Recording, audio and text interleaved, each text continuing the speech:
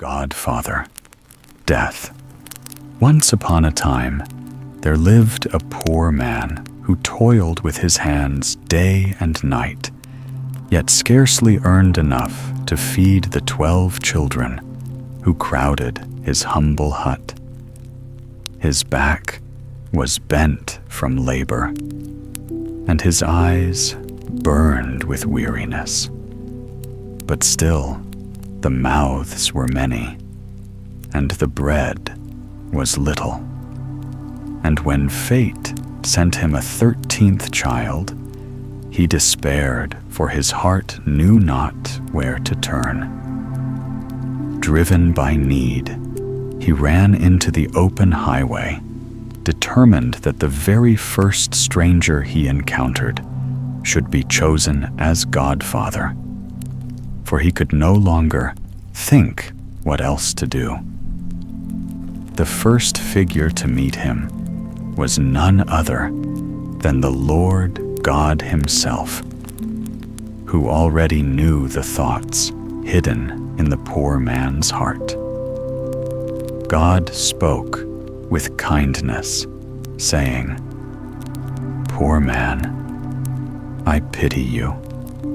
I will take your little one under my care, stand at his baptism, and bless him, so that he may know joy and goodness upon the earth." The man, though trembling, asked, "And who are you, that you promise me so much?" "I am God," answered the Lord. But the poor man shook his head and replied, "Then I do not wish you for a godfather, for you give riches to those who already have much, and leave the poor to starve."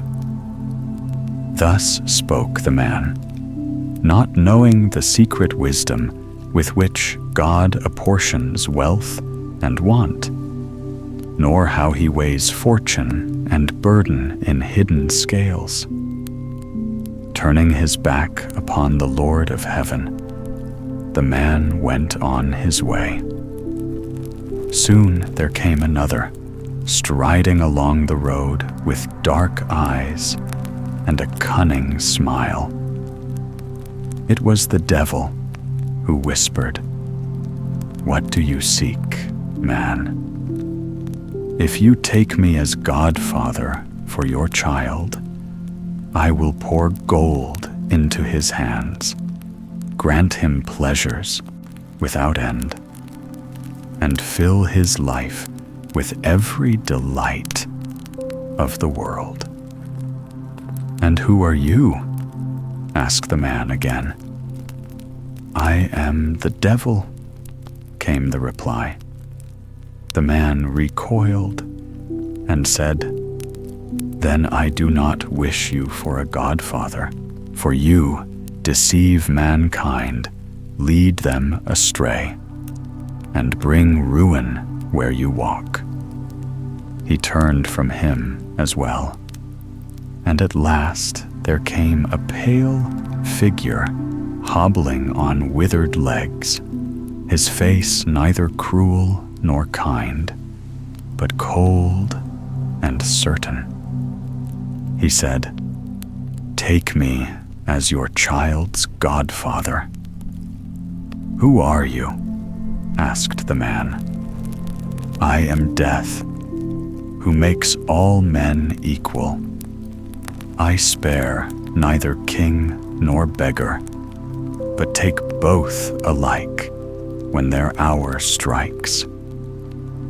The poor man considered and said, "Yes, you are the right one.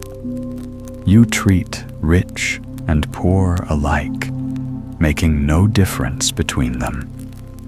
You shall be my child's godfather." And Death answered, "I will make your child prosper, and he shall become known and honored. For whoever has me for a friend cannot fail." On the appointed Sunday, Death came, as he had promised, and served as godfather in a proper and orderly manner. When the boy grew to manhood, Death appeared before him and bade him follow into the forest. There, he pointed to an herb that grew in secret places. "This," said Death, "is your godfather's gift. I will make you a great physician. Whenever you are called to the bedside of the sick, I will appear as well. If I stand by the head, then know with certainty that life may be restored. Give the sick a portion of this herb, and he shall recover. But if I stand by the feet, then the life belongs to me. And you must speak the truth that no healing is possible. Beware. Should you defy me and use this herb against my will, disaster shall befall you." The young man obeyed, and before long his fame spread through every land. People said, "He need only look upon the sick to know whether life will return or death will claim them." Kings and peasants alike summoned him, and he grew so rich from gifts of gold and silver that he lived like a lord. But one day, the king himself fell gravely ill. The physician was called, and when he entered the chamber, behold, Death stood at the king's feet. No medicine on earth could save him. The physician trembled. "If I could trick Death but once," he thought, "he may be angered. Yet for love of his godson, he will close one eye." Then, boldly, he turned the king in his bed so that Death now stood at the head, and he gave the herb. At once the king's color returned, and he rose hale and strong. Death came later, his face black with wrath. He lifted a bony finger and said, "You have betrayed me. For your sake, because you are my godson, I forgive it once. But beware, should you deceive me again, it will cost you your life." Not long after, the king's only daughter fell into mortal sickness. She was fair as the dawn, and the king wept so sorely that his sight dimmed from tears. He proclaimed that whoever could save her would win her hand and inherit the crown. When the physician entered the chamber, he saw Death at the maiden's feet. He remembered the warning, yet when he looked upon her beauty and thought of her as his bride, wisdom and caution flew away. He grasped the princess, turned her so that Death stood at her head, and gave the healing herb. Her cheeks grew rosy, and life flowed back into her. But Death, cheated a second time, strode forward in fury. "Now it is your turn," he thundered. With his ice-cold hand, he seized the physician and dragged him into the depths of the earth, into a cavern vast as the night. There the young man beheld thousands upon thousands of candles, burning in endless rows, some tall and bright, others small and flickering, Every moment, one flame sputtered out, while another was newly kindled.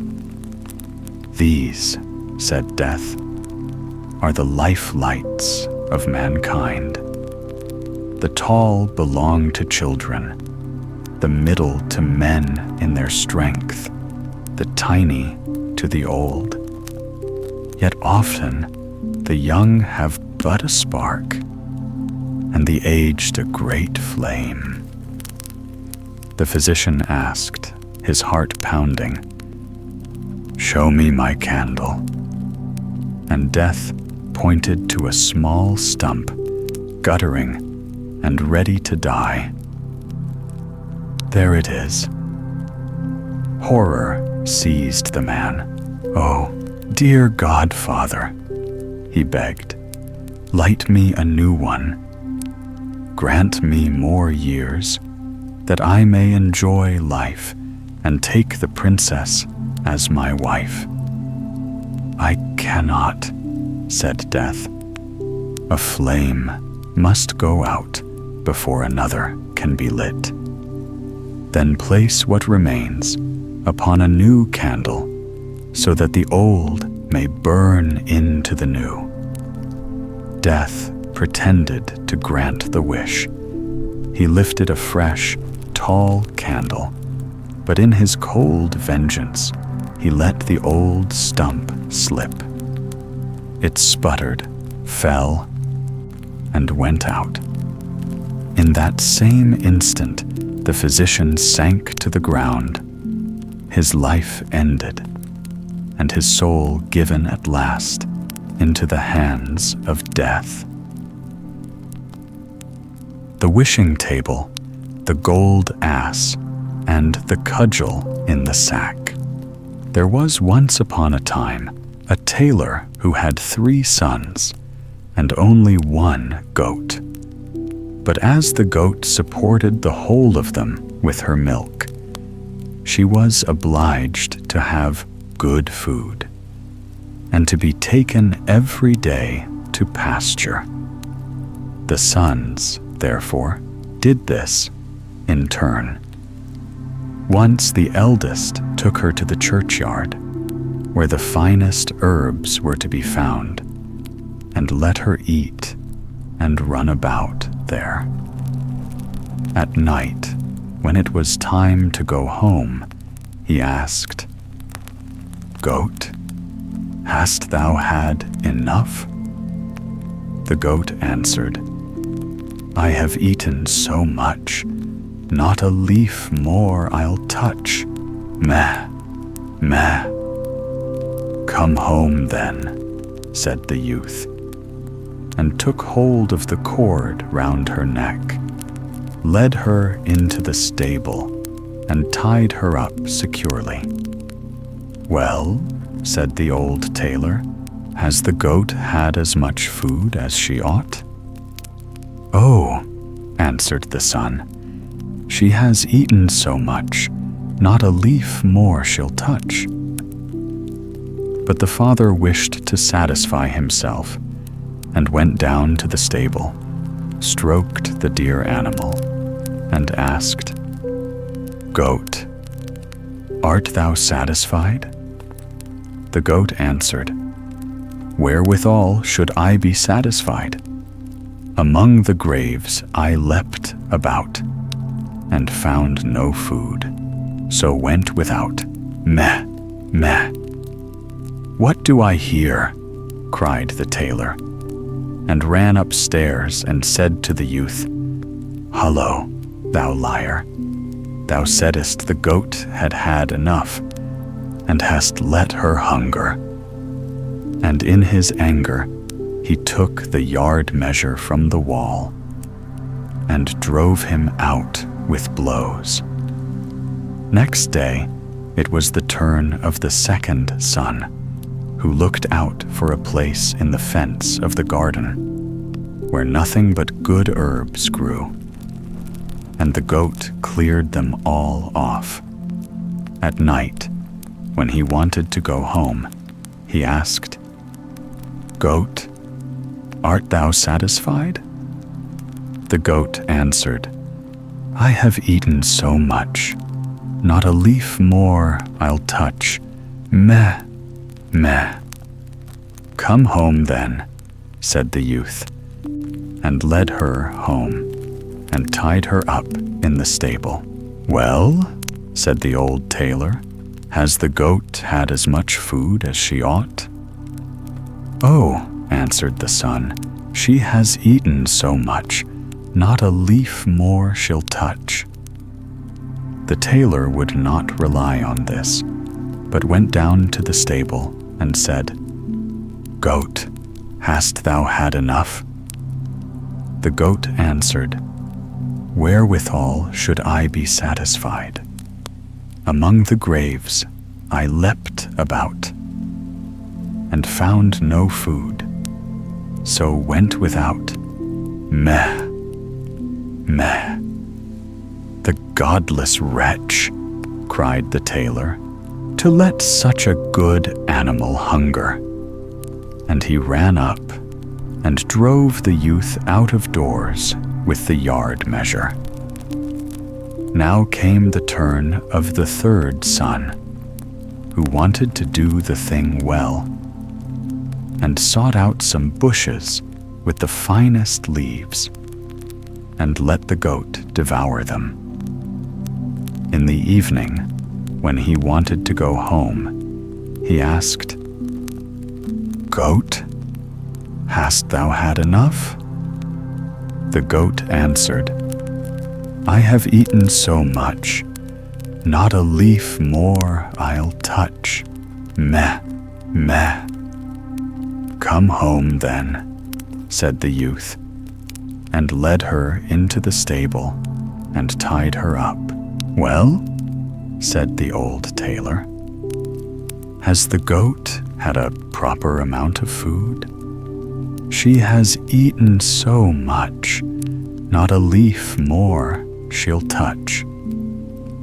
The tailor did not trust to that, but went down and asked, Goat, hast thou had enough? The wicked beast answered, Wherewithal should I be satisfied? Among the graves I leapt about, and found no leaves, so went without. Meh, meh. Oh, the brood of liars, cried the tailor, each as wicked and forgetful of his duty as the other. Ye shall no longer make a fool of me. And quite beside himself with anger, he ran upstairs and belabored the poor young fellow so vigorously with the yard measure that he sprang out of the house. The old tailor was now alone with his goat. Next morning, he went down into the stable, caressed the goat, and said, Come, my dear little animal, I will take thee to feed myself. He took her by the rope and conducted her to green hedges, and amongst milfoil, and whatever else goats like to eat. There thou mayest for once eat to thy heart's content, said he to her, and let her browse till evening. Then he asked, Goat, art thou satisfied? She replied, I have eaten so much, not a leaf more I'll touch. Meh, meh. Come home then, said the tailor, and led her into the stable, and tied her fast. When he was going away, he turned round again, and said, Well, art thou satisfied for once? But the goat did not behave the better to him, and cried, Wherewithal should I be satisfied? Among the graves I leapt about, and found no leaves, so went without. Meh, meh. When the tailor heard that, he was shocked, and saw clearly that he had driven away his 3 sons without cause. "Wait, thou ungrateful creature," cried he. "It is not enough to drive thee forth. I will mark thee so that thou wilt no more dare to show thyself amongst honest tailors." In great haste, he ran upstairs, fetched his razor, lathered the goat's head, and shaved her as clean as the palm of his hand. And as the yard measure would have been too good for her, he brought the horsewhip, and gave her such cuts with it that she ran away in violent haste.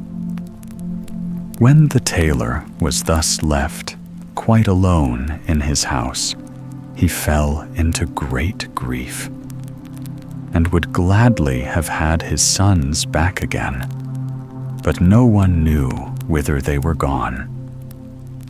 The eldest had apprenticed himself to a joiner, and learnt industriously and indefatigably. And when the time came for him to go traveling, his master presented him with a little table which had no particular appearance and was made of common wood. But it had one good property. If anyone set it out and said, "Little table, spread thyself," the good little table was at once covered with a clean little cloth, and a plate was there, and a knife and fork beside it, and dishes with boiled meats and roasted meats, as many as there was room for, and a great glass of red wine shone so that it made the heart glad. The young journeyman thought, "With this thou hast enough for thy whole life," and went joyously about the world, and never troubled himself at all, whether an inn was good or bad, or if anything was to be found in it or not. When it suited him, he did not enter an inn at all, but either on the plain, in a wood, a meadow, or wherever he fancied, he took his little table off his back, set it down before him, and said, "Cover thyself." And then everything appeared that his heart desired. At length he took it into his head to go back to his father, whose anger would now be appeased, and who would now willingly receive him with his wishing table. It came to pass that on his way home, he came one evening to an inn which was filled with guests. They bade him welcome and invited him to sit and eat with them, for otherwise he would have difficulty in getting anything. "No," answered the joiner, "I will not take the few bites out of your mouths. Rather than that, you shall be my guests." They laughed and thought he was jesting with them. He, however, placed his wooden table in the middle of the room and said, "Little table, cover thyself." Instantly, it was covered with food, so good that the host could never have procured it, and the smell of it ascended pleasantly to the nostrils of the guests. "Fall to, dear friends," said the joiner, and the guests, when they saw that he meant it, did not need to be asked twice, but drew near, pulled out their knives, and attacked it valiantly. And what surprised them the most was that when a dish became empty, a full one instantly took its place of its own accord. The innkeeper stood in one corner and watched the affair. He did not at all know what to say, but thought, "Thou couldst easily find a use for such a cook as that in thy kitchen." The joiner and his comrades made merry until late into the night. At length they lay down to sleep, and the young apprentice also went to bed and set his magic table against the wall. The host's thoughts, however, let him have no rest. It occurred to him that there was a little old table in his lumber room, which looked just like the apprentice's, and he brought it out quite softly and exchanged it for the wishing table. Next morning, the joiner paid for his bed, took up his table, never thinking that he had got a false one, and went his way. At midday, he reached his father, who received him with great joy. "Well, my dear son, what hast thou learnt?" said he to him. "Father, I have become a joiner." "A good trade," replied the old man. "But what hast thou brought back with thee from thy apprenticeship?" "Father, the best thing which I have brought back with me is this little table." The tailor inspected it on all sides and said, "Thou didst not make a masterpiece when thou madst that. It is a bad old table." "But it is a table which furnishes itself," replied the son. "When I set it out and tell it to cover itself, the most beautiful dishes stand on it, and a wine also, which gladdens the heart. Just invite all our relations and friends. They shall refresh and enjoy themselves for once, for the table will give them they require." When the company was assembled, he put his table in the middle of the room and said, "Little table, cover thyself." But the little table did not bestir itself, and remained just as bare as any other table which did not understand language. Then the poor apprentice became aware that his table had been changed, and was ashamed at having to stand there like a liar.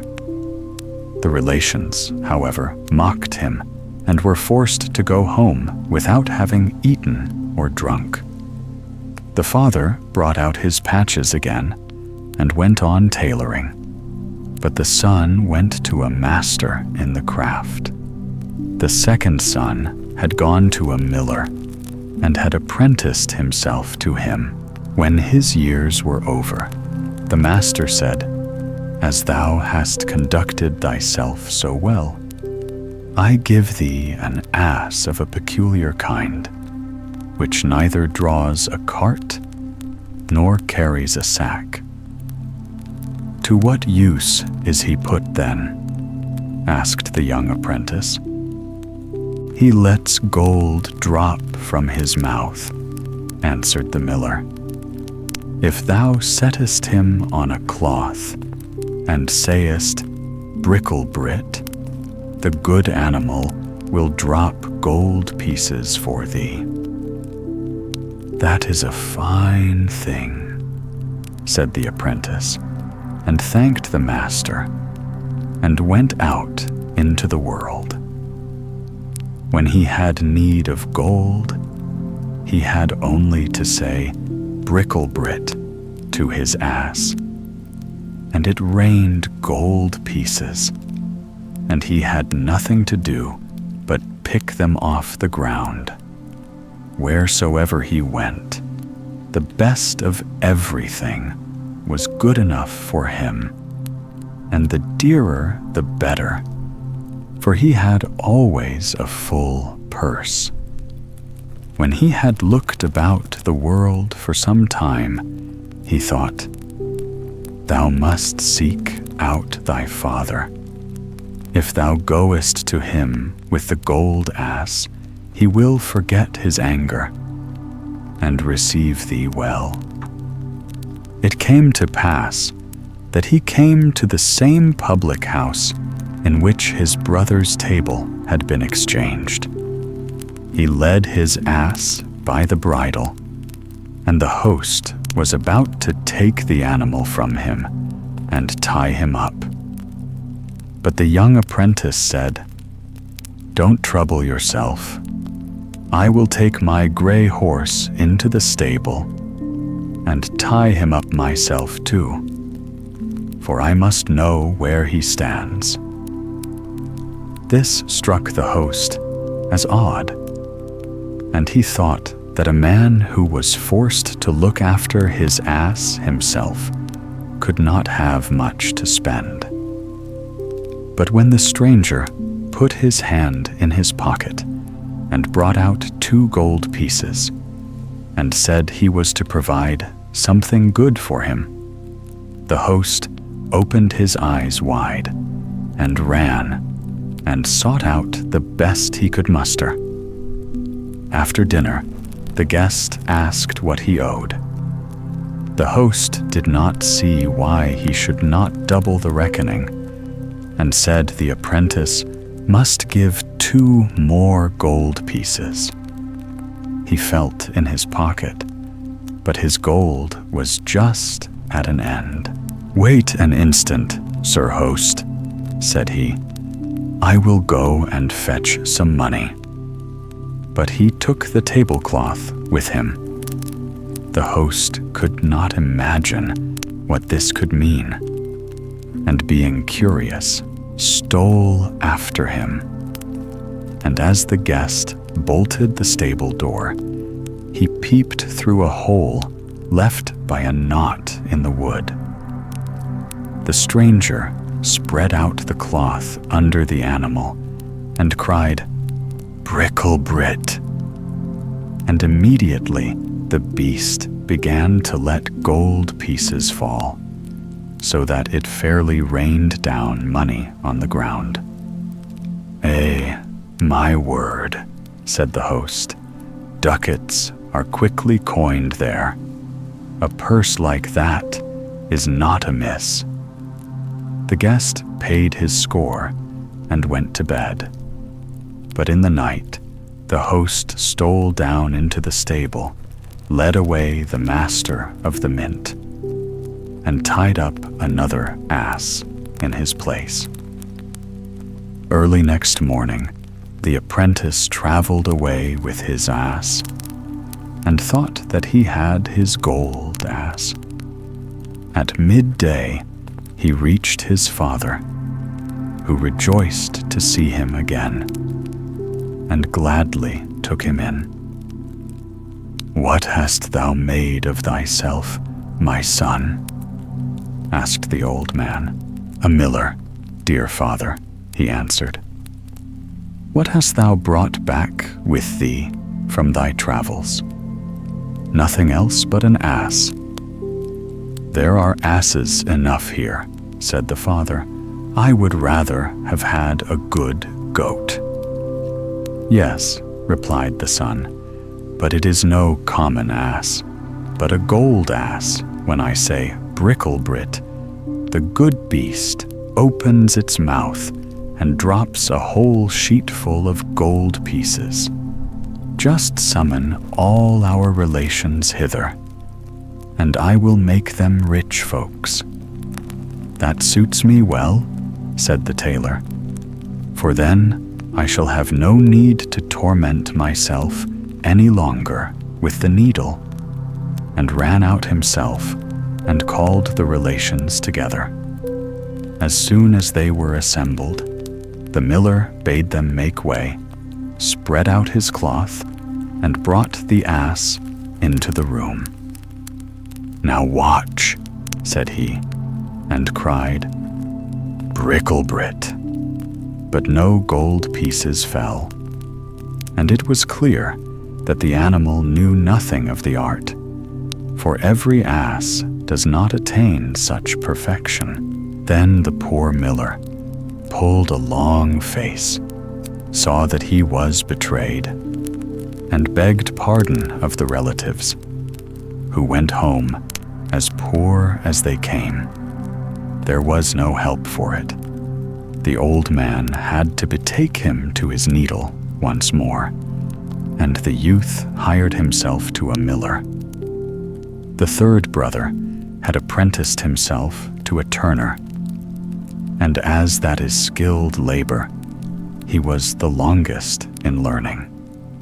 His brothers, however, told him in a letter how badly things had gone with them, and how the innkeeper had cheated them of their beautiful wishing gifts on the last evening before they reached home.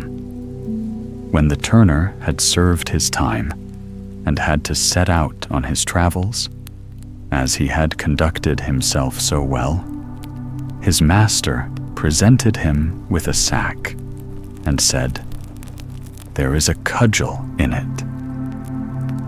"I can put on the sack," said he, "and it may be of good service to me, but why should the cudgel be in it? It only makes it heavy." "I will tell thee why," replied the master.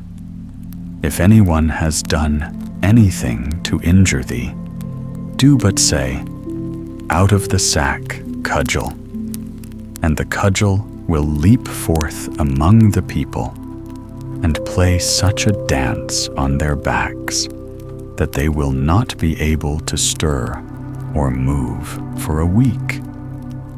And it will not leave off until thou sayest, 'Into the sack, Cudgel.'"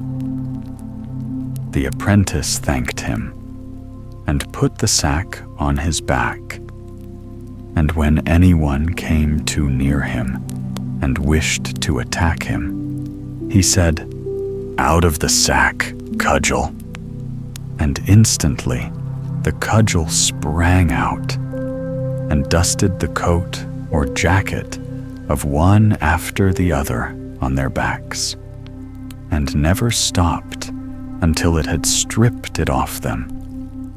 And it was done so quickly that before anyone was aware, it was already his own turn. In the evening, the young turner reached the inn where his brothers had been cheated. He laid his sack on the table before him and began to talk of all the wonderful things which he had seen in the world. "Yes," said he, "people may easily find a table which will cover itself, a gold ass, and things of that kind, extremely good things, which I by no means despise. But these are nothing in comparison with the treasure which I have won for myself, and am carrying about with me in my sack there." The innkeeper pricked up his ears. "What in the world can that be?" thought he. "The sack must be filled with nothing but jewels. I ought to get them cheap, too, for all good things go in threes." When it was time for sleep, the guest stretched himself on the bench and laid his sack beneath him for a pillow. When the innkeeper thought his guest was lying in a sound sleep, he went to him and pushed and pulled quite gently and carefully at the sack to see if he could possibly draw it away and lay another in its place. The turner had, however, been waiting for this for a long time, and now, just as the innkeeper was about to give a hearty tug, he cried, "Out of the sack, Cudgel," Instantly, the little cudgel came forth and fell on the innkeeper and gave him a sound thrashing. The host cried for mercy, but the louder he cried, so much more heavily, the cudgel beat the time on his back, until at length he fell to the ground, exhausted. Then the turner said, "If thou dost not give back the table which covers itself, and the gold ass, the dance shall begin afresh." "Oh no," cried the host, quite humbly. "I will gladly produce everything. Only make the accursed kobold creep back into the sack." Then said the apprentice, "I will let mercy take the place of justice, but beware of getting into mischief again." So he cried, "Into the sack, Cudgel," and let him have rest. Next morning, the turner went home to his father with the wishing table and the gold ass. The tailor rejoiced when he saw him once more, and asked him likewise what he had learned in foreign parts. "Dear father," said he, "I have become a turner." "A skilled trade," said the father. "What hast thou brought back with thee from thy travels?" "A precious thing, dear father," replied the son, "a cudgel in the sack." "What?" cried the father. "A cudgel? That's worth thy trouble indeed. From every tree thou can cut thyself one. But not one like this, dear father. If I say, 'Out of the sack, Cudgel,' the cudgel springs out and leads anyone who means ill with me a weary dance, and never stops until he lies on the ground and prays for fair weather. Look you, with this cudgel have I got back the wishing table and the gold ass which the thievish innkeeper took away from my brothers. Now let them both be sent for, and invite kinsmen. I will give them to eat and to drink, and will fill their pockets with gold into the bargain." The old tailor would not quite believe, but nevertheless got the relatives together. Then the turner spread a cloth in the room, and led in the gold ass, and said to his brother, "Now, dear brother, speak to him." The miller said, "Bricklebrit," and instantly the gold pieces fell down on the cloth like a thunder shower, and the ass did not stop until every one of them had so much that he could carry no more. I can see in thy face that thou also wouldst like to be there." Then the turner brought the little table and said, "Now, dear brother, speak to it." And scarcely had the carpenter said, "Table, cover thyself," than it was spread and amply covered with the most exquisite dishes. Then such a meal took place as the good tailor had never yet known in his house, and the whole party of kinsmen stayed together till far in the night, and were all merry and glad. The tailor locked away needle and thread, yard measure and goose in a press, and lived with his 3 sons in joy and splendor. What, however, has become of the goat who was to blame for the tailor driving out his 3 sons? That I will tell thee. She was ashamed that she had a bald head, and ran to a fox's hole and crept into it. When the fox came home, he was met by 2 great eyes shining out of the darkness, and was terrified and ran away. A bear met him, and as the fox looked quite disturbed, he said, "What is the matter with thee, brother fox? Why dost thou look like that?" "Ah," answered Redskin, "a fierce beast is in my cave and stared at me with its fiery eyes." "We will soon drive him out," said the bear, and went with him to the cave and looked in. But when he saw the fiery eyes, fear seized on him likewise. He would have nothing to do with the furious beast, and took to his heels.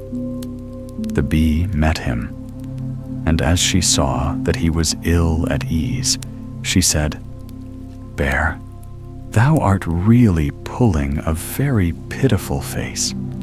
What has become of all thy gaiety?" "It is all very well for thee to talk," replied the bear. "A furious beast with staring eyes is in Redskin's house, and we can't drive him out." The bee said, "Bear, I pity thee. I am a poor, weak creature, whom thou wouldst not turn aside to look at. But still, I believe I can help thee." She flew into the fox's cave, lighted on the goat's smoothly shorn head, and stung her so violently that she sprang up, crying, "Meh, meh," and ran forth into the world as if mad. And to this hour, no one knows where she has gone. Our Lady's child. Hard by a great forest dwelt a woodcutter with his wife, who had an only child, a little girl 3 years old.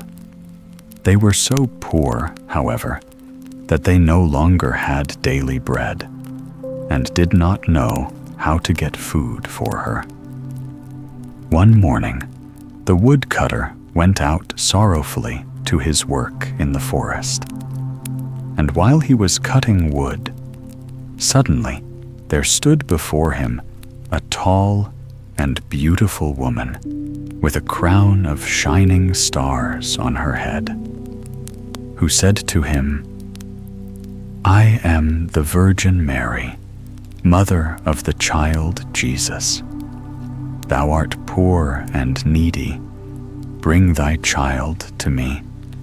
I will take her with me and be her mother and care for her." The woodcutter obeyed, brought his child, and gave her to the Virgin Mary, who took her up to heaven with her. There the child fared well, ate sugar cakes, and drank sweet milk. And her clothes were of gold, and the little angels played with her. And when she was 14 years of age, the Virgin Mary called her one day and said, "Dear child, I am about to make a long journey, so take into thy keeping the keys of the 13 doors of heaven. 12 of these thou mayest open, and behold the glory which is within them. But the 13th, to which this little key belongs, is forbidden thee. Beware of opening it, or thou wilt bring misery on thyself." The girl promised to be obedient, and when the Virgin Mary was gone, she began to examine the dwellings of the kingdom of heaven. Each day she opened one of them, until she had made the round of the 12.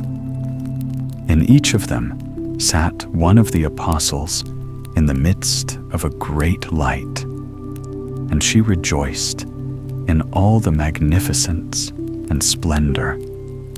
And the little angels who always accompanied her rejoiced with her.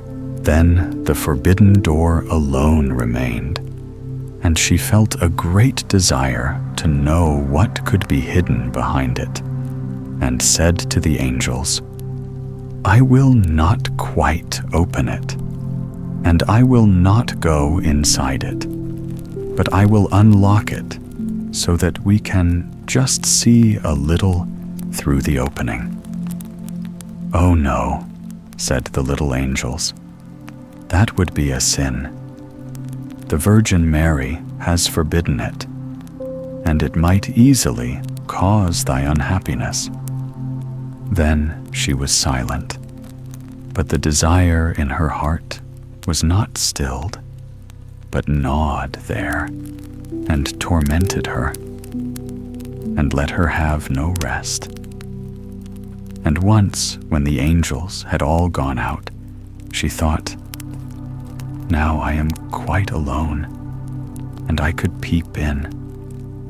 If I do it, no one will ever know." She sought out the key, and when she had got it in her hand, she put it in the lock. And when she had put it in, she turned it round as well. Then the door sprang open, and she saw there the Trinity sitting in fire and splendor. She stayed there a while and looked at everything in amazement. Then she touched the light a little with her finger, and her finger became quite golden. Immediately, a great fear fell on her. She shut the door violently and ran away. Her terror, too, would not quit her, let her do what she might, and her heart beat continually and would not be still. The gold, too, stayed on her finger and would not go away. Let her rub it and wash it, never so much. It was not long before the Virgin Mary came back from her journey. She called the girl before her and asked to have the keys of heaven back. When the maiden gave her the bunch, the Virgin looked into her eyes and said, "Hast thou not opened the 13th door also?" "No," she replied. Then she laid her hand on the girl's heart and felt how it beat and beat, and saw right well that she had disobeyed her order and had opened the door. Then she said once again, "Art thou certain that thou hast not done it?" "Yes," said the girl for the second time. Then she perceived the finger which had become golden from touching the fire of heaven, and saw well that the child had sinned, and said for the third time, "Hast thou not done it?" "No," said the girl for the third time.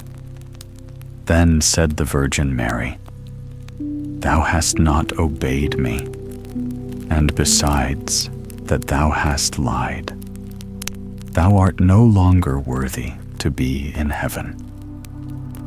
Then the girl fell into a deep sleep, and when she awoke, she lay on the earth below, and in the midst of a wilderness. She wanted to cry out, but she could bring forth no sound. She sprang up and wanted to run away, but whithersoever she turned herself, she was continually held back by thick hedges of thorns through which she could not break. In the desert in which she was imprisoned, there stood an old hollow tree, and this had to be her dwelling place. Into this she crept when night came, and here she slept. Here, too, she found a shelter from storm and rain. But it was a miserable life, and bitterly did she weep when she remembered how happy she had been in heaven, and how the angels had played with her. Roots and wild berries were her only food, and for these she sought as far as she could go. In the autumn, she picked up the fallen nuts and leaves and carried them into the hole. The nuts were her food in winter, and when snow and ice came, she crept amongst the leaves like a poor little animal that she might not freeze. Before long, her clothes were all torn, and one bit of them after another fell off her. As soon, however, as the sun shone warm again, she went out and sat in front of the tree, and her long hair covered her on all sides like a mantle. Thus she sat year after year, and felt the pain and the misery of the world. One day, when the trees were once more clothed in fresh green, the king of the country was hunting in the forest, and followed a roe.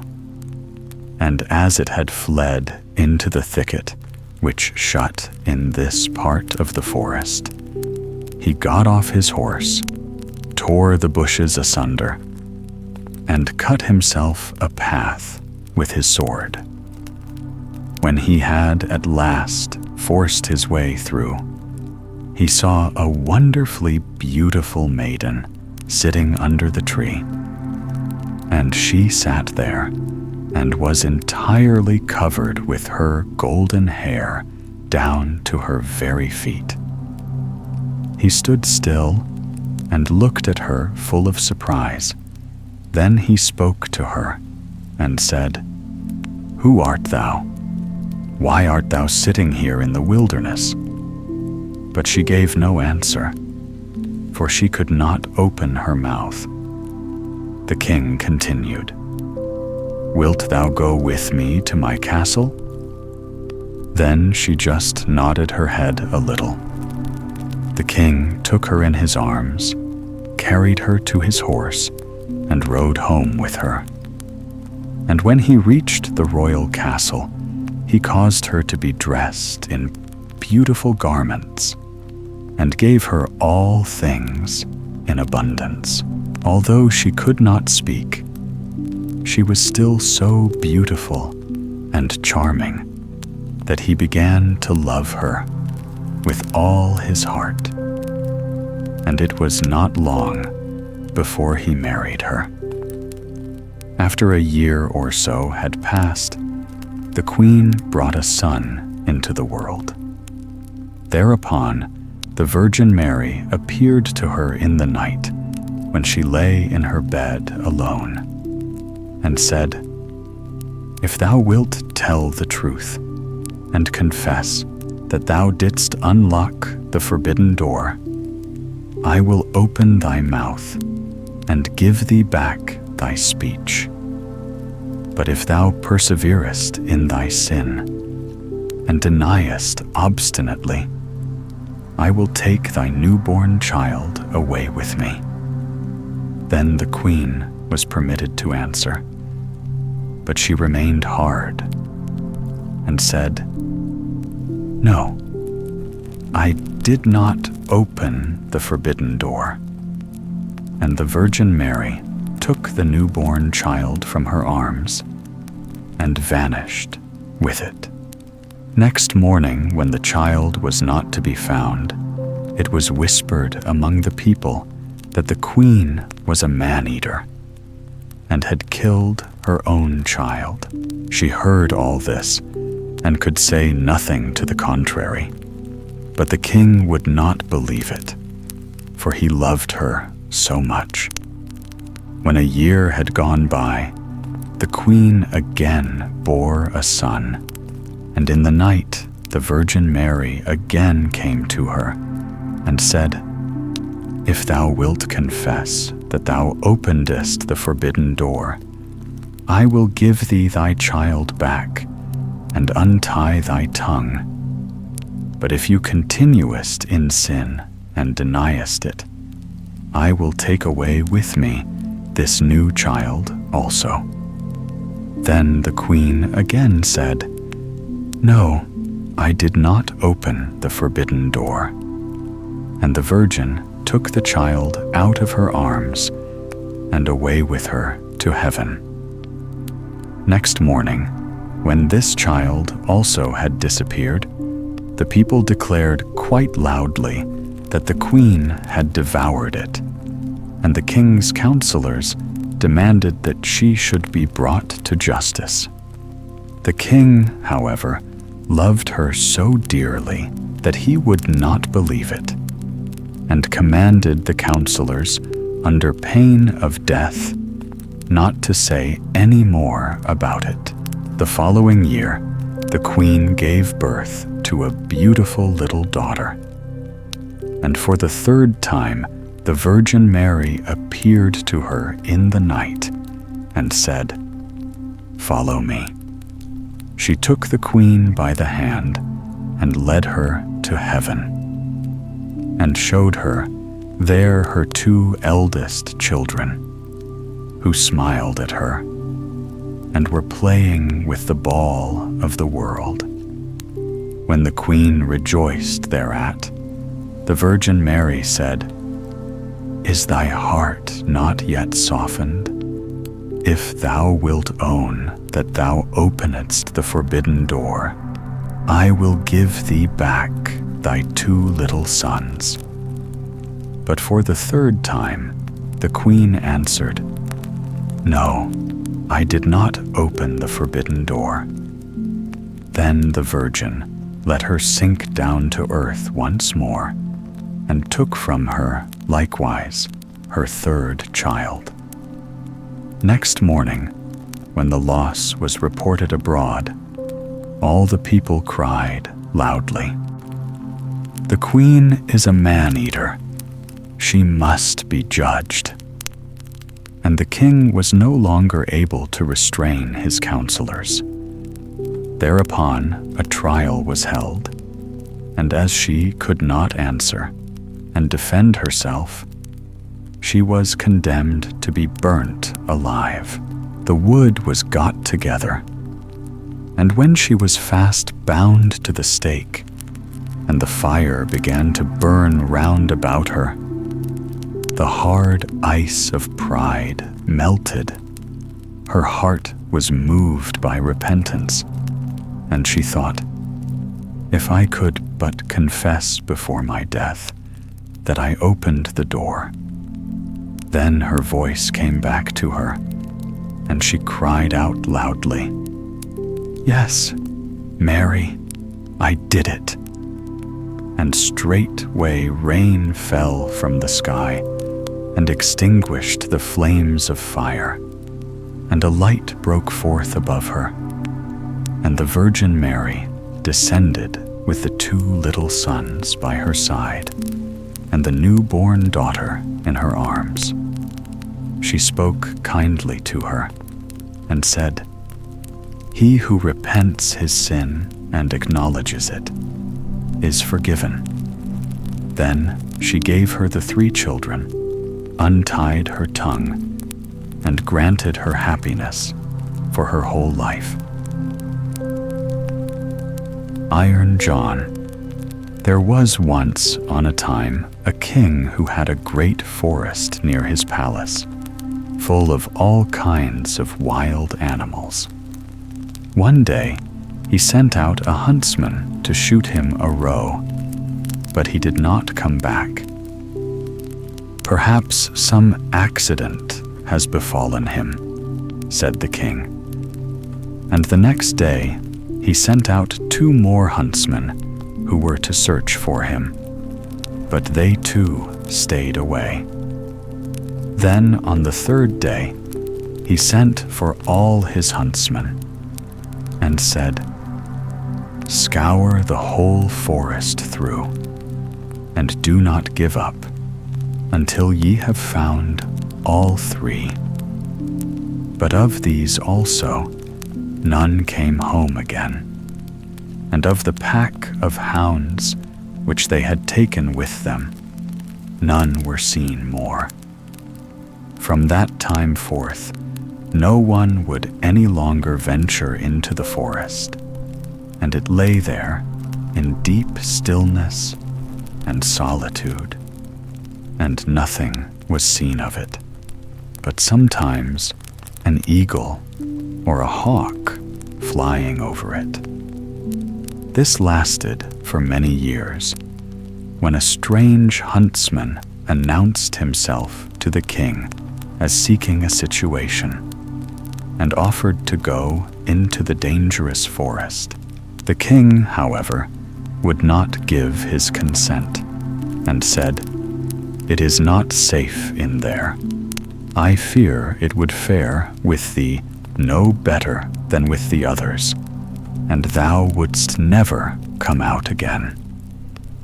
The huntsman replied, "Lord, I will venture it at my own risk. Of fear I know nothing." The huntsman therefore betook himself with his dog to the forest. It was not long before the dog fell in with some game on the way, and wanted to pursue it. But hardly had the dog run 2 steps when it stood before a deep pool, could go no farther, and a naked arm stretched itself out of the water, seized it, and drew it under. When the huntsman saw that, he went back and fetched 3 men to come with buckets and bail out the water. When they could see to the bottom, there lay a wild man, whose body was brown like rusty iron, and whose hair hung over his face down to his knees. They bound him with cords and led him away to the castle. There were great astonishment over the wild man. The king, however, had him put in an iron cage in his courtyard, and forbade the door to be opened on pain of death. And the queen herself was to take the key into her keeping. And from this time forth, everyone could again go into the forest with safety. The king had a son of 8 years, who was once playing in the courtyard, and while he was playing, his golden ball fell into the cage. The boy ran thither and said, "Give me my ball out." "Not till thou hast opened the door for me," answered the man. "No," said the boy, "I will not do that. The king has forbidden it," and ran away. The next day he again went and asked for his ball. The wild man said, "Open my door." But the boy would not. On the 3rd day, the king had ridden out hunting, and the boy went once more and said, "I cannot open the door, even if I wished, for I have not the key." Then the wild man said, "It lies under thy mother's pillow. Thou canst get it there." The boy, who wanted to have his ball back, cast all thought to the winds and brought the key. The door opened with difficulty, and the boy pinched his fingers. When it was open, the wild man stepped out, gave him the golden ball, and hurried away. The boy had become afraid.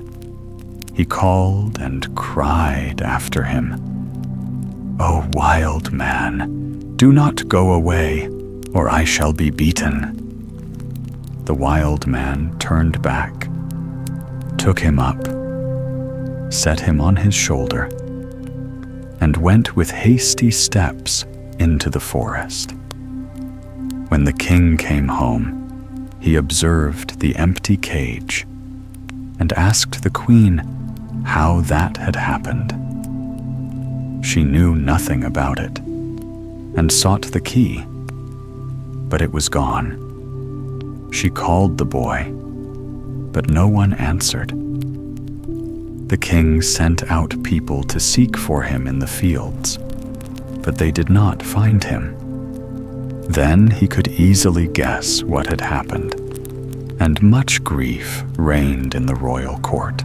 When the wild man had once more reached the dark forest, he took the boy down from his shoulder and said to him, "Thou wilt never see thy father and mother again, but I will keep thee with me, for thou hast set me free, and I have compassion on thee. If thou dost all I bid thee, thou shalt fare well. Of treasure and gold have I enough, and more than anyone in the world." He made a bed of moss for the boy on which he slept, and the next morning the man took him to a well and said, "Behold, the gold well is as bright and clear as crystal. Thou shalt sit beside it, and take care that nothing falls into it, or it will be polluted. I will come every evening to see if thou hast obeyed my order." The boy placed himself by the margin of the well, and often saw a golden fish or a golden snake show itself therein, and took care that nothing fell in. As he was thus sitting, his finger hurt him so violently that he involuntarily put it in the water. He drew it quickly out again, but saw that it was quite gilded, and whatsoever pains he took to wash the gold off again, all was to no purpose.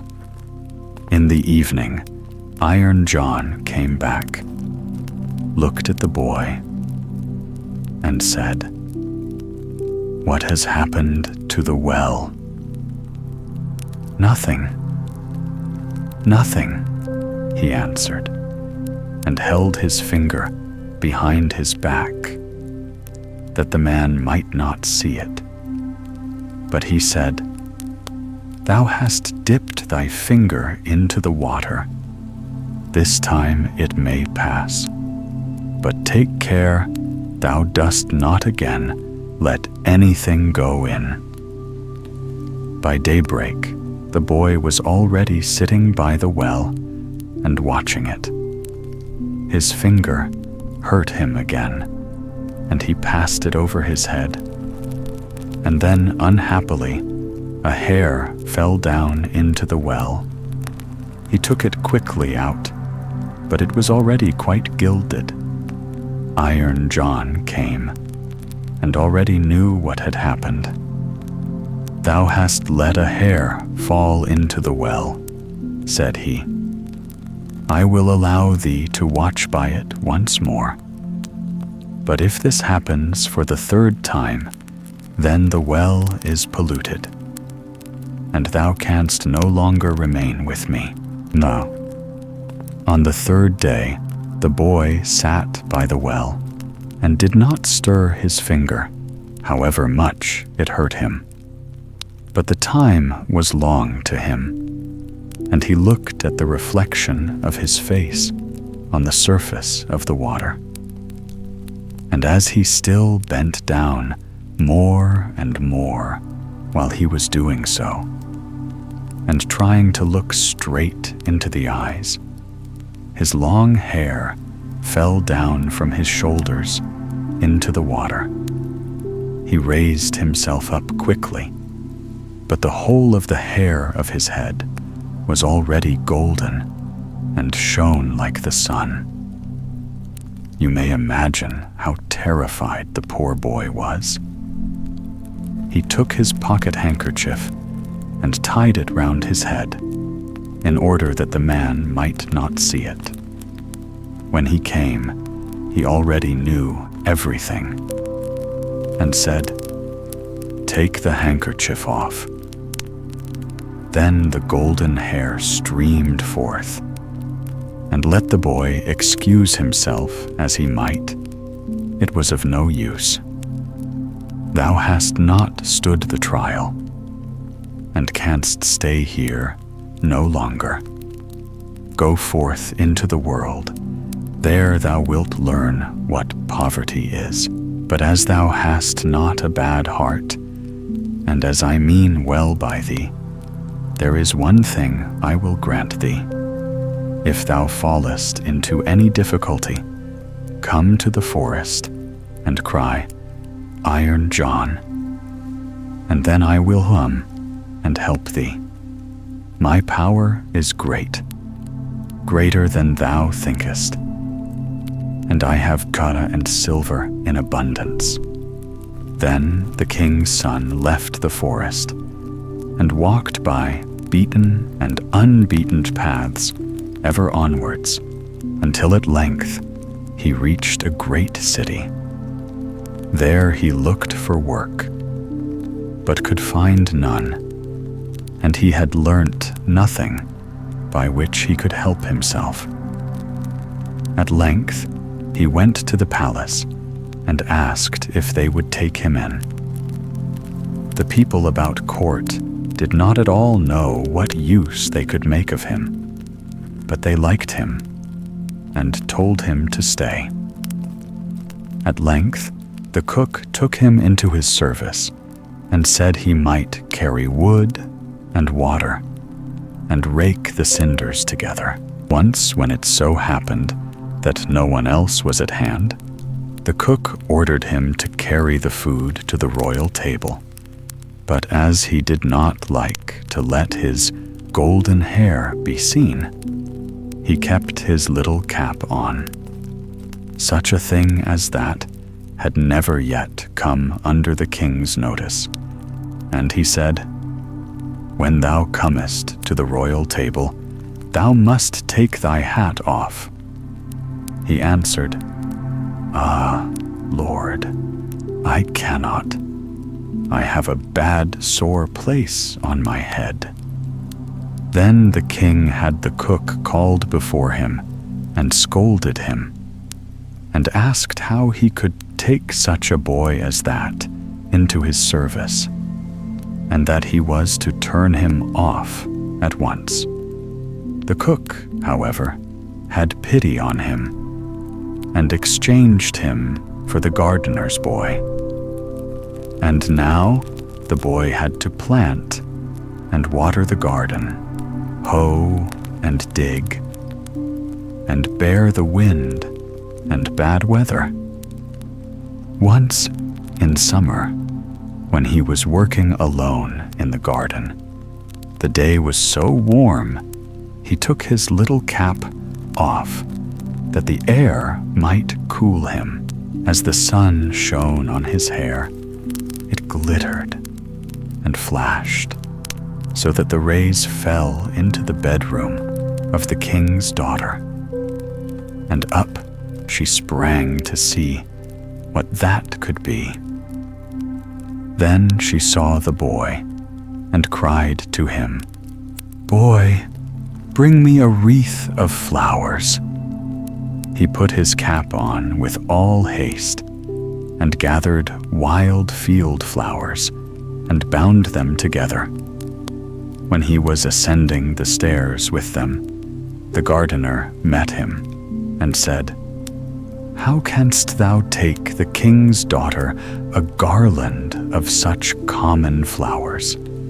Go quickly and get another, and seek out the prettiest and rarest."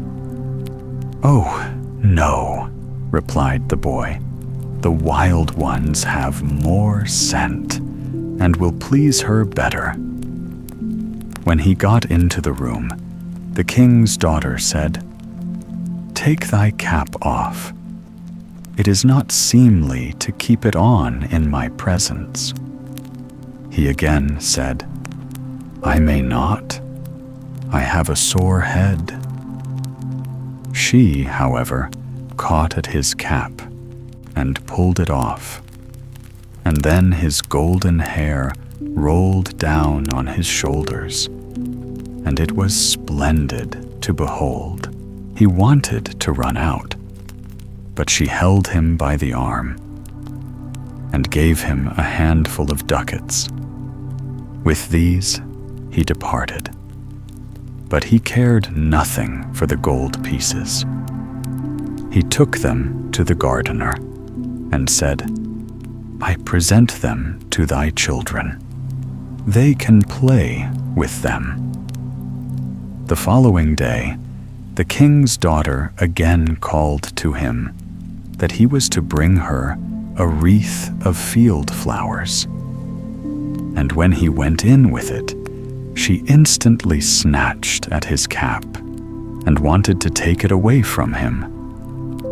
But he held it fast with both hands. She again gave him a handful of ducats, but he would not keep them, and gave them to the gardener for playthings for his children. On the third day, things went just the same. She could not get his cap away from him, and he would not have her money. Not long afterwards, the country was overrun by war. The king gathered together his people and did not know whether or not he could offer any opposition to the enemy, who was superior in strength and had a mighty army. Then said the gardener's boy, "I am grown up and will go to the wars also. Only give me a horse." The others laughed and said, "Seek one for thyself when we are gone. We will leave one behind us in the stable for thee." When they had gone forth, he went into the stable and got the horse out. It was lame of one foot and limped hobblety-jig, hobblety-jig. Nevertheless, he mounted it and rode away to the dark forest. When he came to the outskirts, he called Iron John 3 times so loudly that it echoed through the trees. Thereupon the wild man appeared immediately and said, "What dost thou desire?"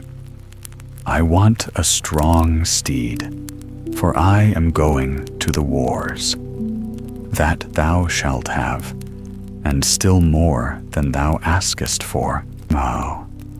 Then the wild man went back into the forest, and it was not long before a stable boy came out of it, who led a horse that snorted with its nostrils and could hardly be restrained, and behind them followed a great troop of soldiers entirely equipped in iron, and their swords flashed in the sun.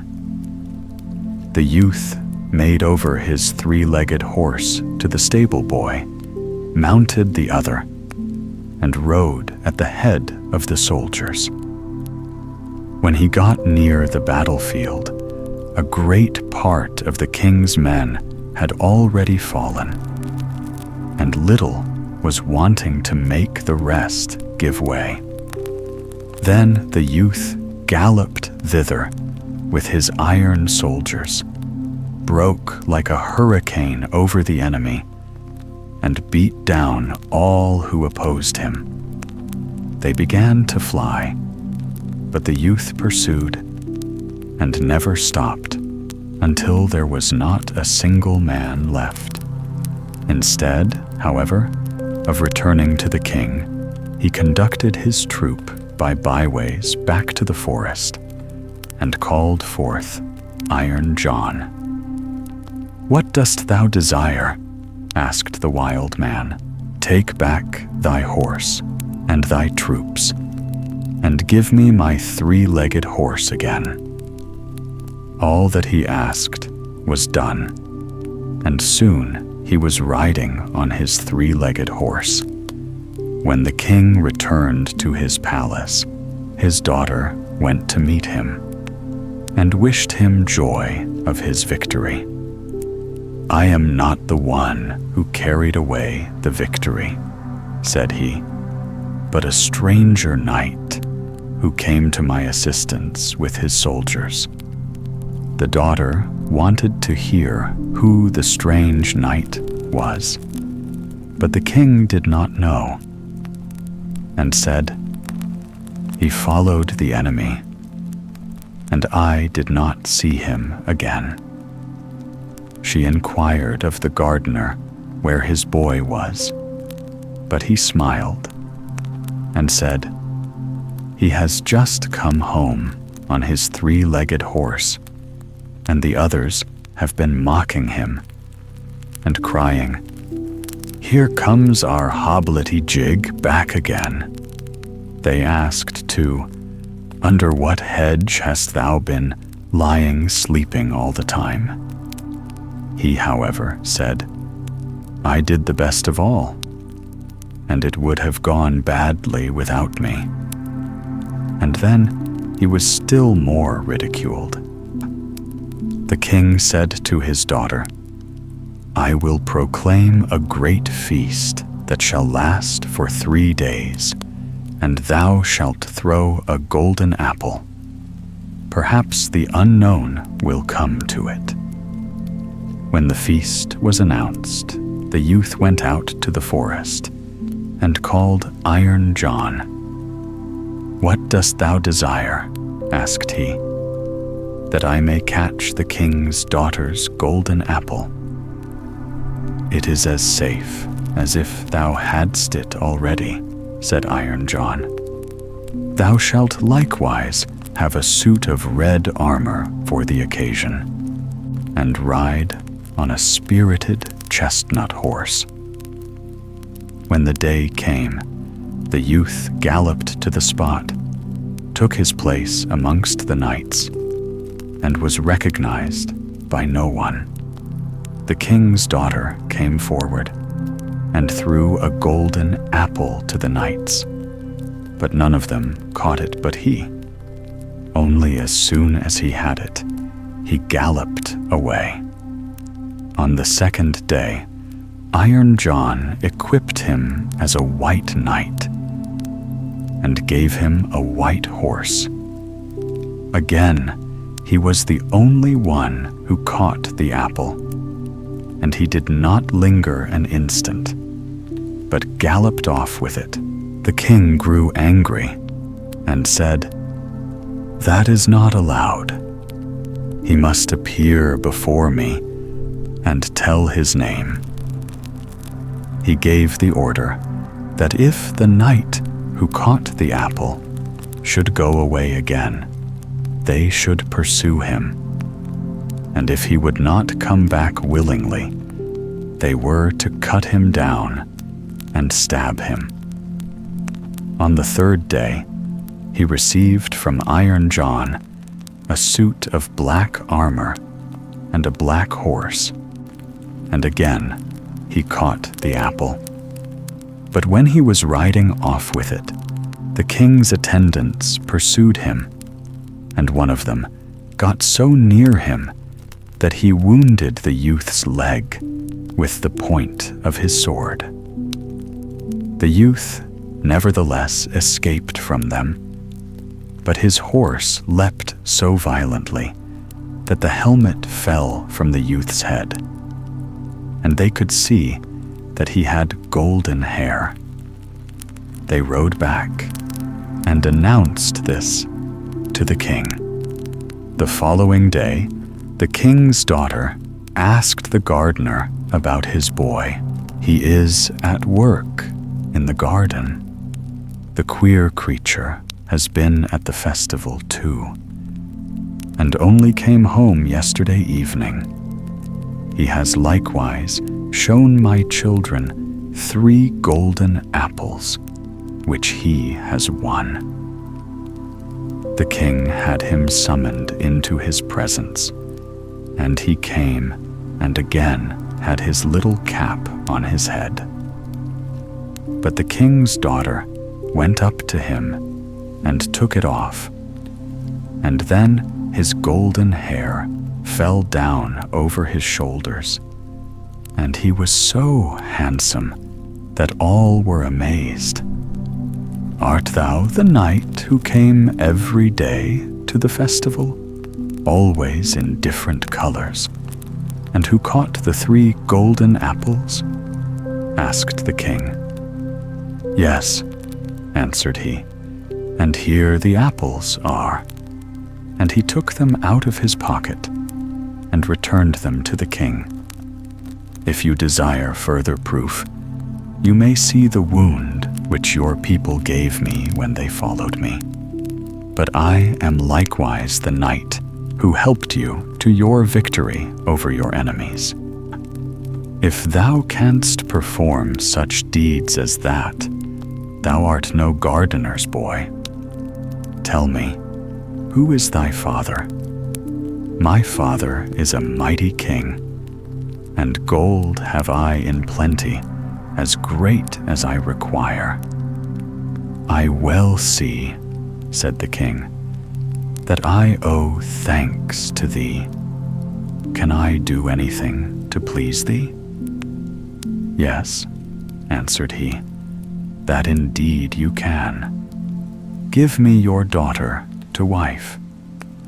The maiden laughed and said, "He does not stand much on ceremony, but I have already seen by his golden hair that he was no gardener's boy." And then she went and kissed him. His father and mother came to the wedding and were in great delight, for they had given up all hope of ever seeing their dear son again. And as they were sitting at the marriage feast, the music suddenly stopped. The doors opened, and a stately king came in with a great retinue. He went up to the youth, embraced him, and said, "I am Iron John, and was by enchantment a wild man, but thou hast set me free. All the treasures which I possess shall be thy property." The Raven. There was once upon a time a queen who had a little daughter who was still so young that she had to be carried. One day, the child was naughty, and the mother might say what she liked, but the child would not be quiet. Then she became impatient, and as the ravens were flying about the palace, she opened the window and said, "I wish you were a raven and would fly away, and then I should have some rest." Scarcely had she spoken the words before the child was changed into a raven and flew from her arms out of the window. It flew into a dark forest and stayed in it a long time, and the parents heard nothing of their child. Then, one day, a man was on his way through this forest and heard the raven crying. and followed the voice.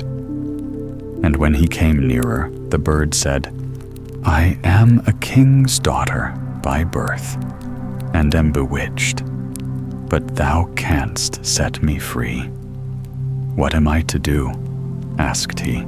She said, "Go further into the forest, and thou wilt find a house wherein sits an aged woman, who will offer thee meat and drink. But you must accept nothing, for if you eatest and drinkest anything, thou wilt fall into a sleep, and then thou wilt not be able to deliver me. In the garden behind the house there is a great heap of tan, and on this thou shalt stand and wait for me. For 3 days I will come every afternoon at 2 o'clock in a carriage.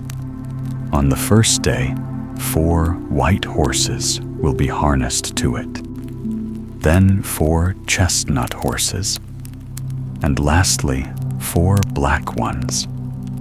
But if thou art not awake, but sleeping, I shall not be set free."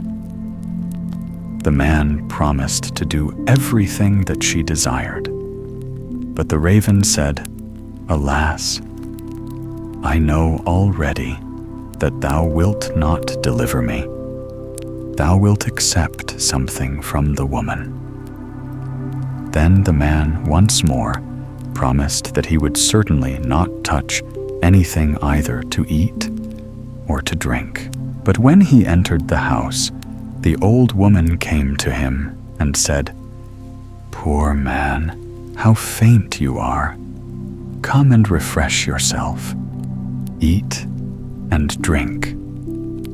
"No," said the man, "I will not eat or drink."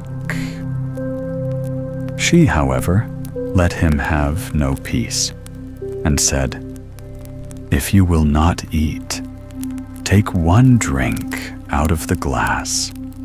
1 is nothing." Then he let himself be persuaded, and drank.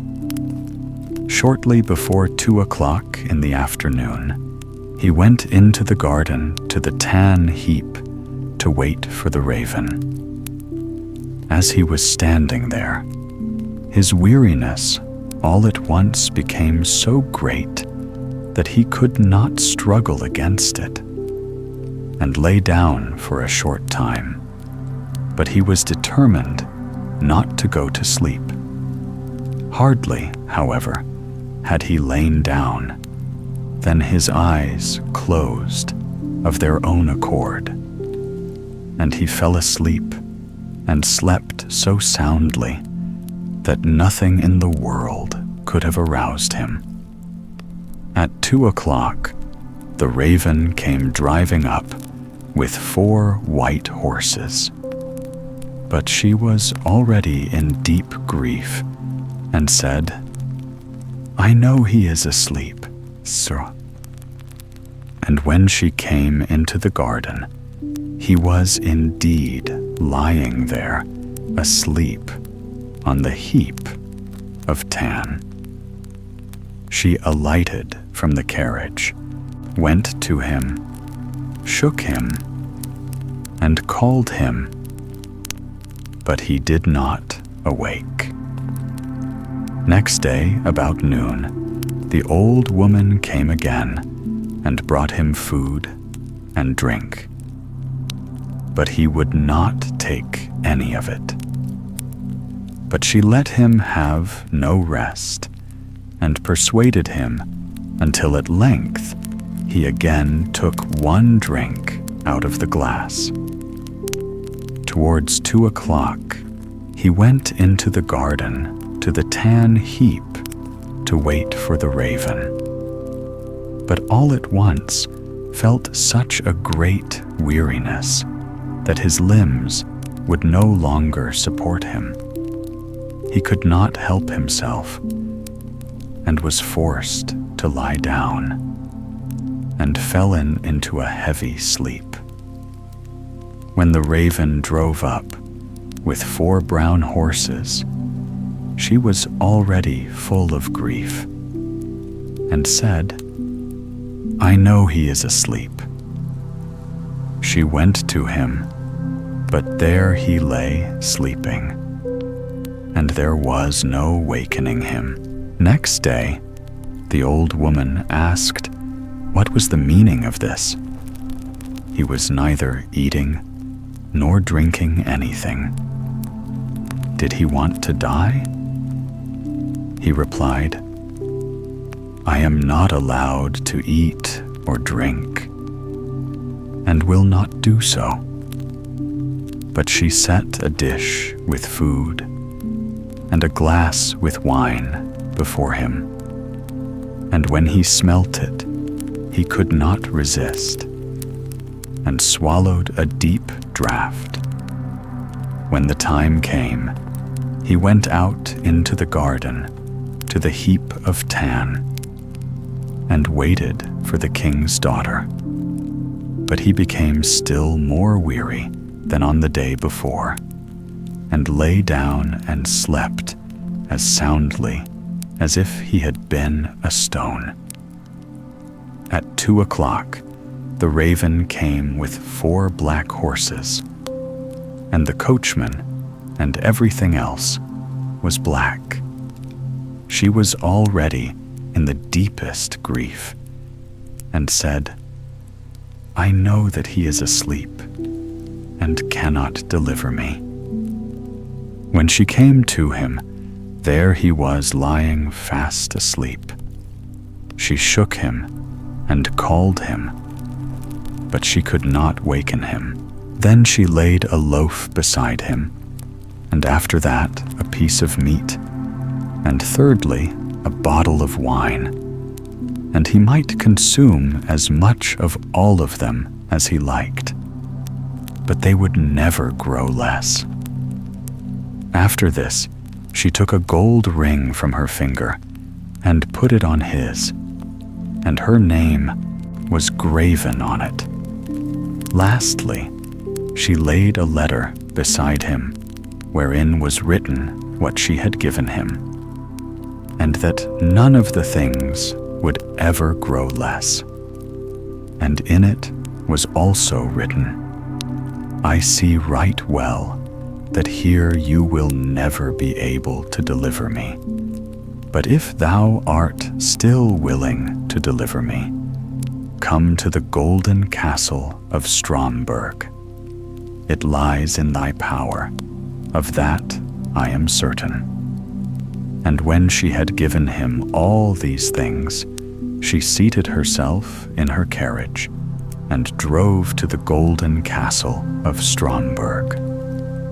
When the man awoke and saw that he had slept, he was sad at heart, and said, "She has certainly driven by, and I have not set her free." Then he perceived the things which were lying beside him, and read the letter wherein was written how everything had happened. So he arose and went away, intending to go to the golden castle of Stromberg, but he did not know where it was. After he had walked about the world for a long time, he entered into a dark forest, and walked for 14 days, and still could not find his way out. Then it was once more evening, and he was so tired that he lay down in a thicket and fell asleep. Next day he went onwards, and in the evening, as he was again about to lie down beneath some bushes, he heard such a howling and crying that he could not go to sleep. And at the time when people light the candles, he saw one glimmering, and arose and went towards it. Then he came to a house which seemed very small, for in front of it a great giant was standing. He thought to himself, "If I go in and the giant sees me, it will very likely cost me my life." At length he ventured it and went in. When the giant saw him, he said, "It is well that thou comest, for it is long since I have eaten. I will at once eat thee for my supper." "I'd rather you would leave that alone," said the man. "I do not like to be eaten. But if thou hast any desire to eat, I have quite enough here to satisfy thee." "If that be true," said the giant, "thou mayest be easy.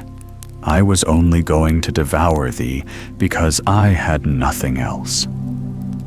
Then they went and sat down to the table, and the man took out the bread, wine, and meat, which would never come to an end.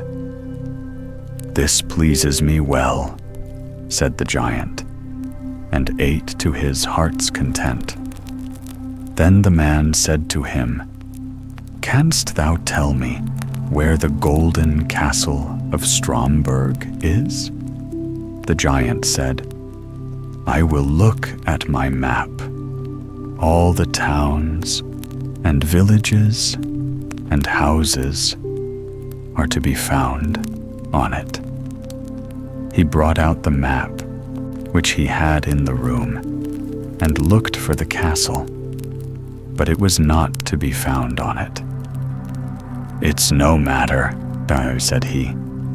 "I have some still larger maps in my cupboard upstairs, and we will look in them."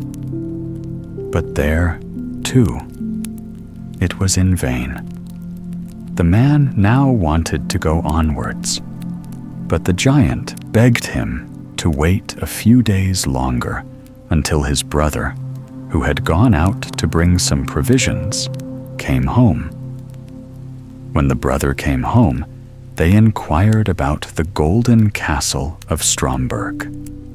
He replied, "When I have eaten and have had enough, I will look in the map." Then he went with them to his chamber, and they searched in his map, but could not find it.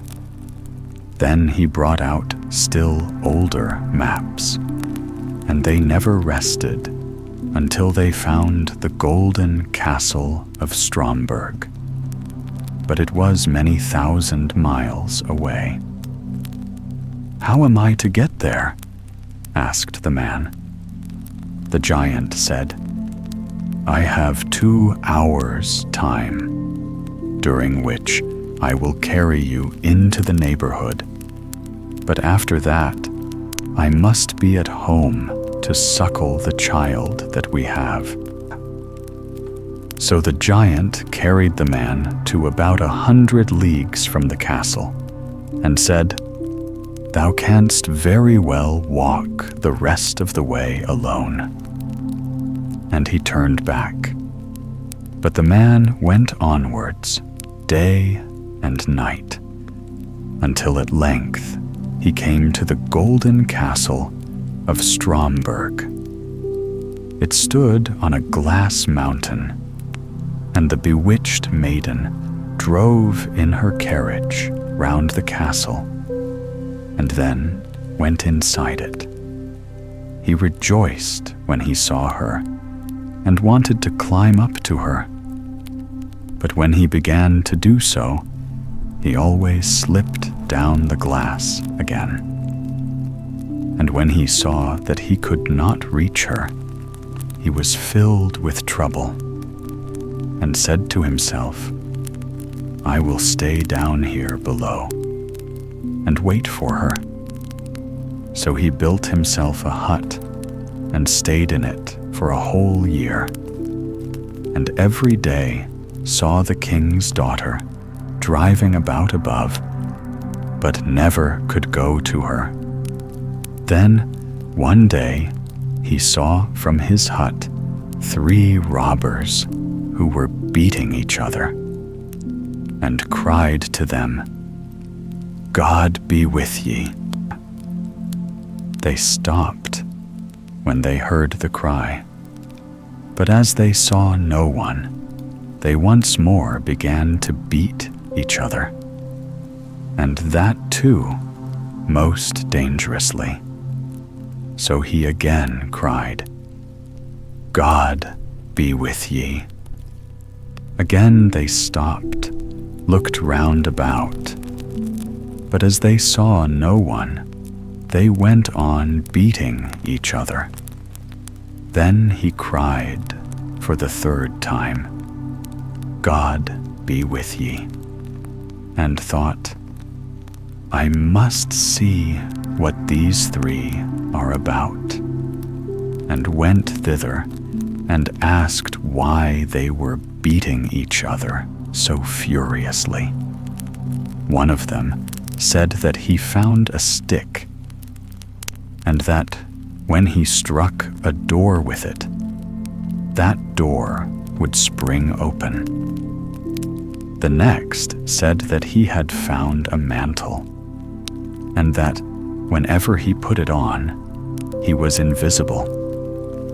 But the 3rd said he had found a horse on which a man could ride everywhere, even up the Glass Mountain.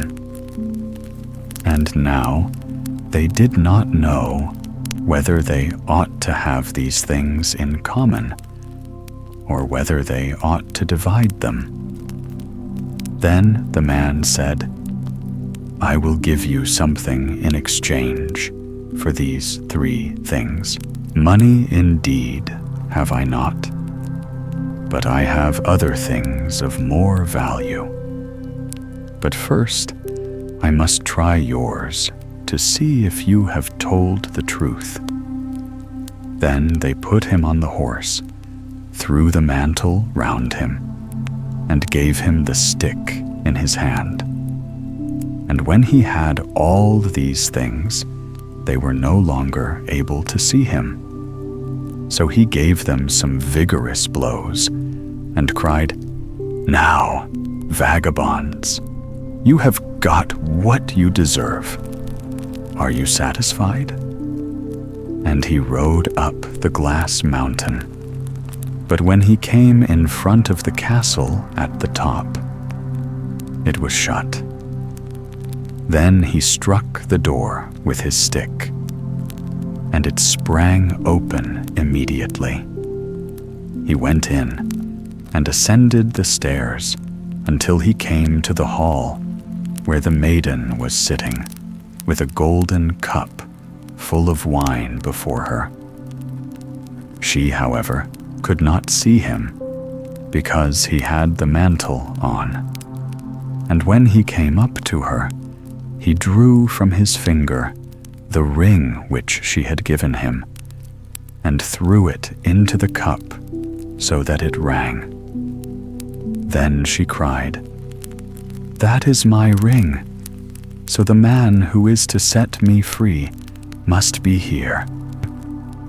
They searched the whole castle and did not find him, but he had gone out and had seated himself on the horse and thrown off the mantle. When they came to the door, they saw him and cried aloud in their delight. Then he alighted and took the king's daughter in his arms. But she kissed him and said, "Now hast thou set me free, and tomorrow we will celebrate our wedding." Cat and Mouse in Partnership. Once upon a time, in a little town where roofs sloped steep and shadows lengthened quickly in the evening, there lived a cat who made the acquaintance of a trusting little mouse. The cat, sly of eye and smooth of tongue, spoke with such sweetness about love, loyalty, and everlasting friendship that at last the mouse was persuaded. She agreed that the two of them should dwell together and keep one household, sharing roof and board, as if bound by fate itself. "But we must prepare for the winter chill," said the cat, "else hunger will gnaw us both when snow lies deep and no crumb is to be found. And you, little mouse, cannot venture far in open daylight, for sharp eyes and cruel traps lie waiting." The mouse, who believed in her companion's wisdom, nodded gravely. Together, they bought a pot brimming with fat, a treasure to keep them alive when frost would seize the land. Where to hide such a precious store became their next worry.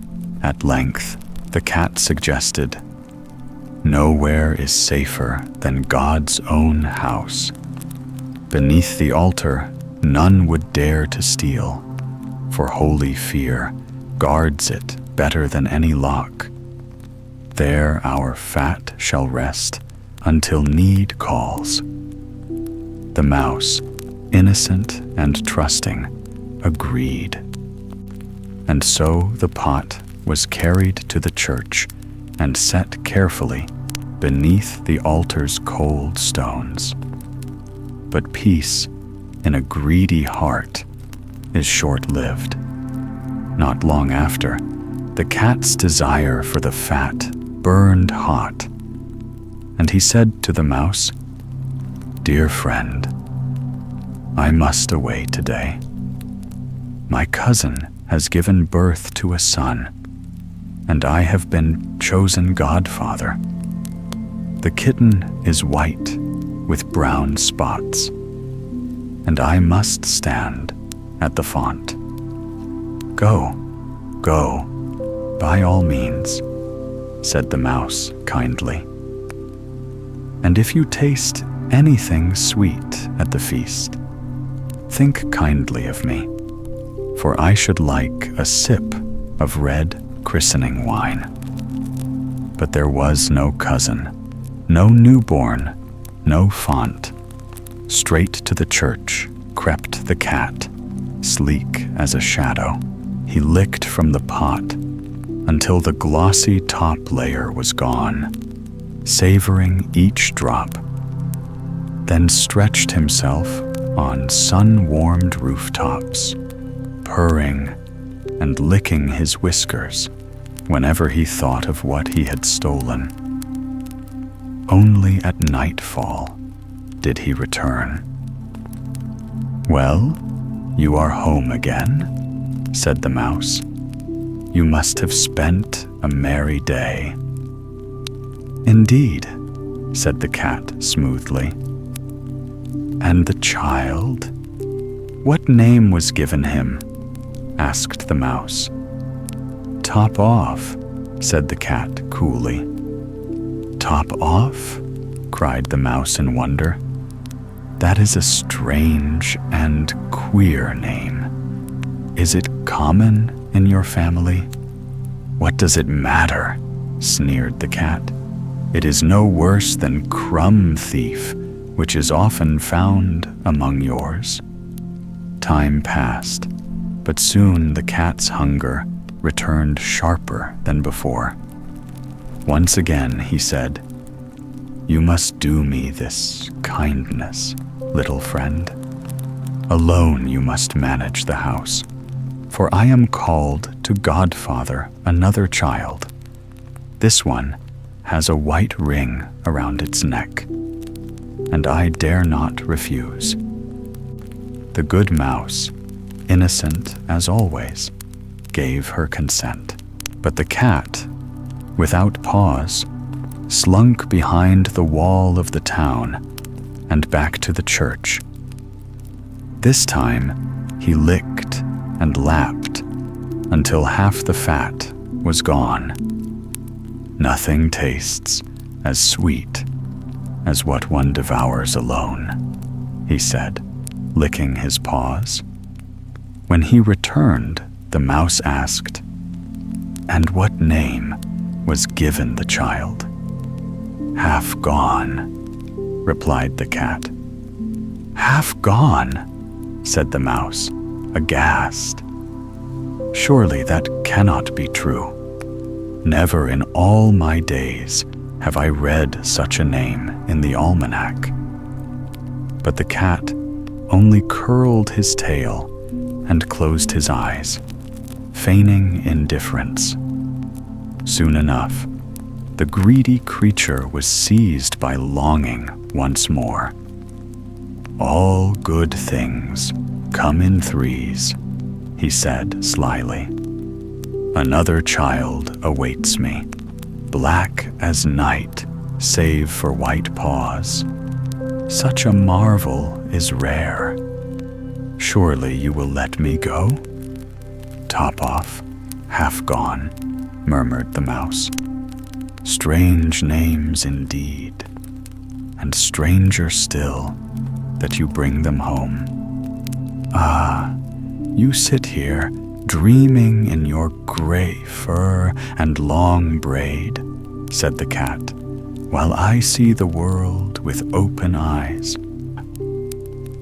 So the mouse stayed home, sweeping and tidying, while the cat went straight to the church. This time he ate until the pot was scraped bare, and when he had done, he purred, "Now is there peace, for all is eaten." He came home sleek, heavy, and satisfied. "What name did they give this child?"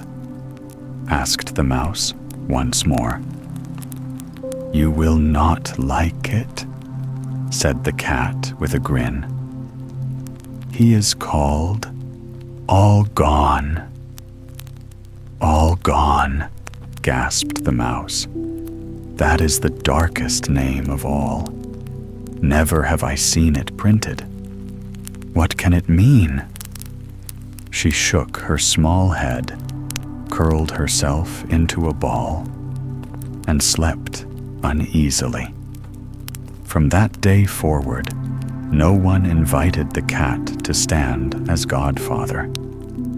Yet when the first frost hardened the earth and no seeds or scraps could be found, the mouse thought of their hidden store. "Come, friend cat," she said, "let us fetch the pot of fat. It will keep us well in this barren season."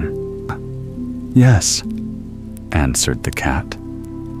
"You will find it as sweet as thrusting your tongue out of the window to catch the wind." Together they went. But when they came to the church and drew forth the pot, behold, it stood empty, scraped clean. "Alas," cried the mouse, "now I see it clear. You have devoured it all yourself. First top off, then half gone, then—" "Silence!" roared the cat, his eyes gleaming. "One more word, and you will share their fate." But the poor mouse, trembling, whispered, "All gone." The word was scarce upon her lips when the cat leapt. With one swift bound, he seized her, broke her cry, and swallowed her whole. And so the tale ends, as many do, with deceit rewarded and trust betrayed. For such is the way of the world. The greedy grow fat and the innocent are consumed. The donkey. Once, in a far-off kingdom, there lived a mighty king and his queen. Their halls gleamed with treasure, their tables bent beneath the weight of feasts, and their coffers overflowed with gold. Yet, for all their riches, their hearts were heavy, for they had no child to gladden their days. Night after night, the queen wept in silence, lamenting her barren state. "I am like a field upon which no grain takes root," she sighed, "a garden where no flower blooms." Her sorrowful prayers ascended to heaven, and in time God took pity on her grief. He granted her desire, and the queen at last bore a child.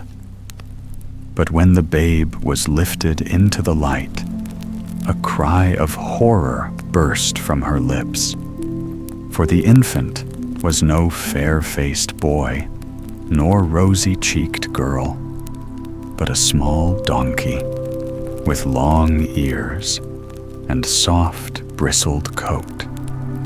At this sight, her heart broke anew. She wailed, "Better had I remained childless all my days, cast this creature into the waters, that the fishes may consume him, for I cannot endure such shame." Yet the king's heart was steadfast. He placed his hand upon the trembling mother and spoke with grave resolve. "No, my queen, this child is sent from heaven, and heaven's gift shall not be despised. Though he be born in the likeness of a beast, he shall remain my son, my heir, and in time he shall wear the crown that rests upon my brow." So the donkey was raised in the palace, cherished as the king's own. He grew tall and strong, his long ears standing upright, and though his form was strange, his spirit was bright. A merry creature was he, skipping and leaping through the courtyards, filling the chambers with his joy. More than all things, he loved music, and his heart yearned for the lute's sweet voice. Thus he went to a famed musician and bowed low. "Master, teach me thine art, that I may play the lute as deftly as thou thyself." The musician laughed and shook his head. "Alas, little master, thy hooves are too broad, thy fingers ill-shaped for strings. The lute would break beneath thy touch." But the donkey would not be turned aside. With tireless will he labored, plucking, strumming, practicing till his hooves grew sore. And lo, by diligence and faith, he mastered the instrument so well that none could tell beast from man when he played. One day, wandering deep in thought, he came to a well of crystal water.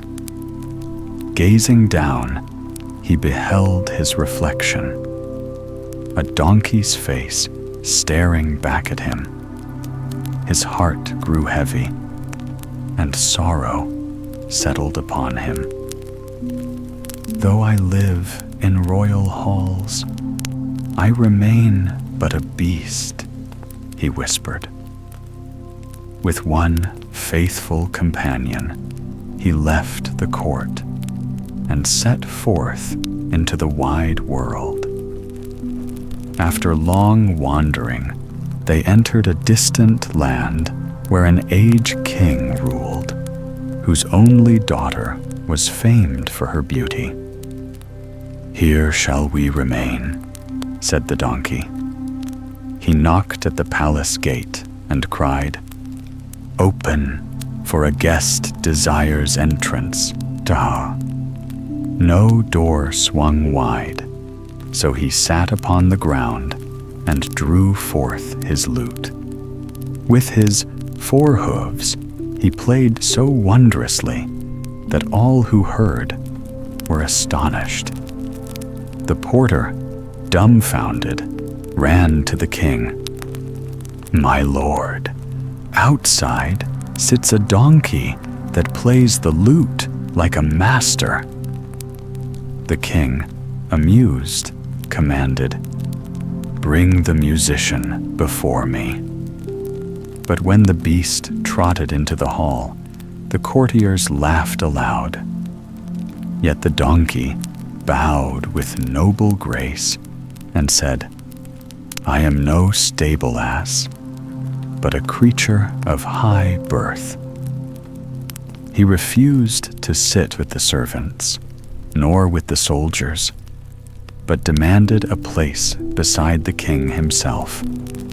The old king, smiling, agreed. Turning to his daughter, he asked, "Child, how does my little ass please thee?" The donkey lifted his head, gazed upon the maiden, and spoke, "Never have I beheld one so fair. She is dearer to me than life." The king laughed and bade him sit by her side. And the donkey ate and drank with such dainty manners that wonder grew in every breast. For many days he remained at court, yet sorrow returned to him, and he asked leave to depart. But the king, who had grown fond of him, pressed him to stay. "Shall I give thee gold, gems, half my kingdom?" But the donkey shook his head. At last the king said, "Wouldst thou take my daughter to wife?" Then the donkey's eyes sparkled with joy. "Yes, her I desire above all things." So they were wed with great splendor. Yet in the bridal chamber, when the door was shut, the donkey cast off his skin and stood revealed as a handsome prince, radiant in youth and strength. "Behold," he said, "who I truly am. Fear not, for I am no beast unworthy of thee." The bride rejoiced and embraced him with love. By dawn, he drew on his skin again, and none suspected the marvel. But a servant, hidden in the chamber, spied all and told the king. The old man doubted, yet the next night he crept in and saw, with his own eyes, the youth lying fair upon the bed, while the donkey's hide lay upon the floor. Quietly, he took the skin, cast it upon a blazing fire, and watched until it was naught but ashes. When morning came, the prince sought his skin in vain and trembled in despair. "Now I am betrayed and must flee." But the king stepped forth and cried, "My son, wherefore wouldst thou depart? Thou art fair and noble, and I will keep thee here. Remain with me, and half my kingdom is thine. When I die, the whole shall be thine." The prince bowed, joy returning to his heart. So may what began in sorrow end in gladness. And he stayed, ruling with wisdom and might. In time, the old king died, and the youth received the crown. And when word came that his own father, too, had passed away, he inherited that realm also. Thus, from beast to monarch, he rose and lived all his days in splendor and renown. The moon. In times long past, in an age when men still whispered to the trees and the rivers sang their secrets, there was a country where night reigned in unbroken gloom. Over that land, the sky stretched like a blackened veil, heavy and silent. For there no star ever kindled its sparkle, and the moon had never risen since the shaping of the world. In the first days of creation, such darkness had seemed sufficient, and the folk had learned to live by touch and memory, groping their way through evenings without a single gleam. Now it befell that 3 young fellows, tired of the endless shadow, set out from their somber homeland on a wandering journey. After many weary miles, they entered another kingdom. And there, when the sun sank behind the mountains and left the valleys dusky, a marvel was revealed to them. For upon the branch of a mighty oak there hung a shining globe, clear and round, which bathed the countryside in a soft silver radiance. Though not as blazing as the sun, it was bright enough that every tree, stone, and path stood visible as if touched by enchantment. The travelers halted, their eyes wide with wonder, and hailed a countryman who passed with his cart creaking beneath him. "Good sir," said they, "pray tell us what kind of lamp hangs there, scattering its gentle fire." "That," replied the man, "is the moon. Our mayor bought it for 3 thalers and set it upon yonder oak. But it is a fickle lamp, and must be filled daily with oil, and the soot wiped from its wick, lest its flame grow dim. For this tending, we each give him a thaler a week." When the cart had rolled away, the first of the young men spoke. "Such a treasure we could well use in our own dark land. We have an oak as tall as this one, strong enough to bear the weight. How fine it would be to walk by night without stumbling in the black." The second said, "Then let us not delay. We shall fetch a cart and strong horses and carry away the moon. These folk may buy themselves another. I am a nimble climber," boasted the third, "and can fetch it down with my own hands." So it was agreed. They brought a stout cart, and while the horses stamped the ground, the climber swarmed up the oak, bored a hole through the round moon and threaded a rope. Carefully, he lowered the glowing sphere, and when it touched the earth, the companions covered it with a cloth, that no spying eye might mark their theft.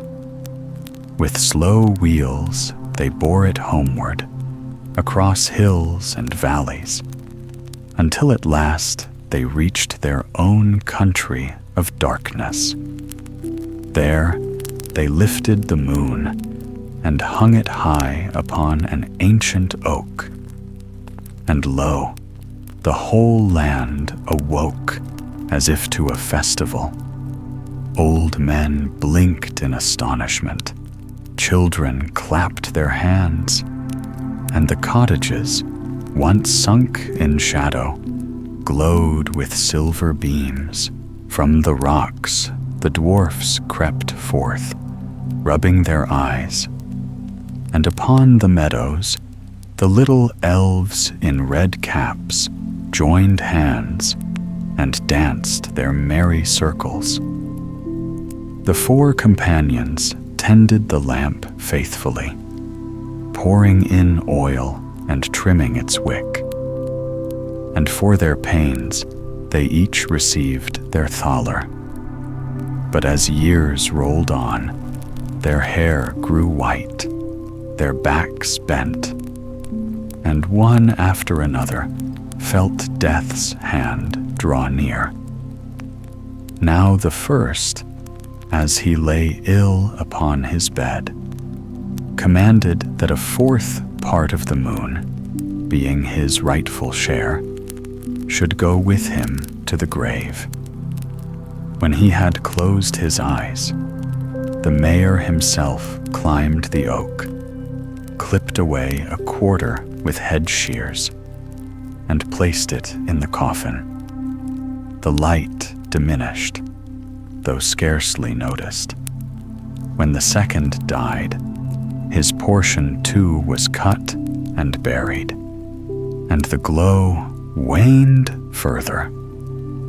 At the passing of the third, still another quarter sank into the earth, and the moon's power grew faint.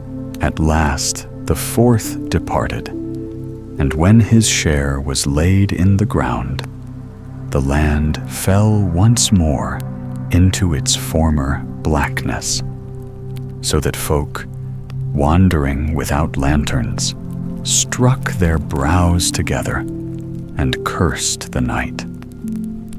Yet beneath the earth, where the dead slept, a strange wonder came to pass. The 4 quarters of the moon, laid in separate graves, joined themselves together, as though yearning to be whole again. In that underworld, which had forever been wrapped in shadow, a pale light now shone, and the dead stirred and rose. Amazed, they found that they could once more see one another's faces.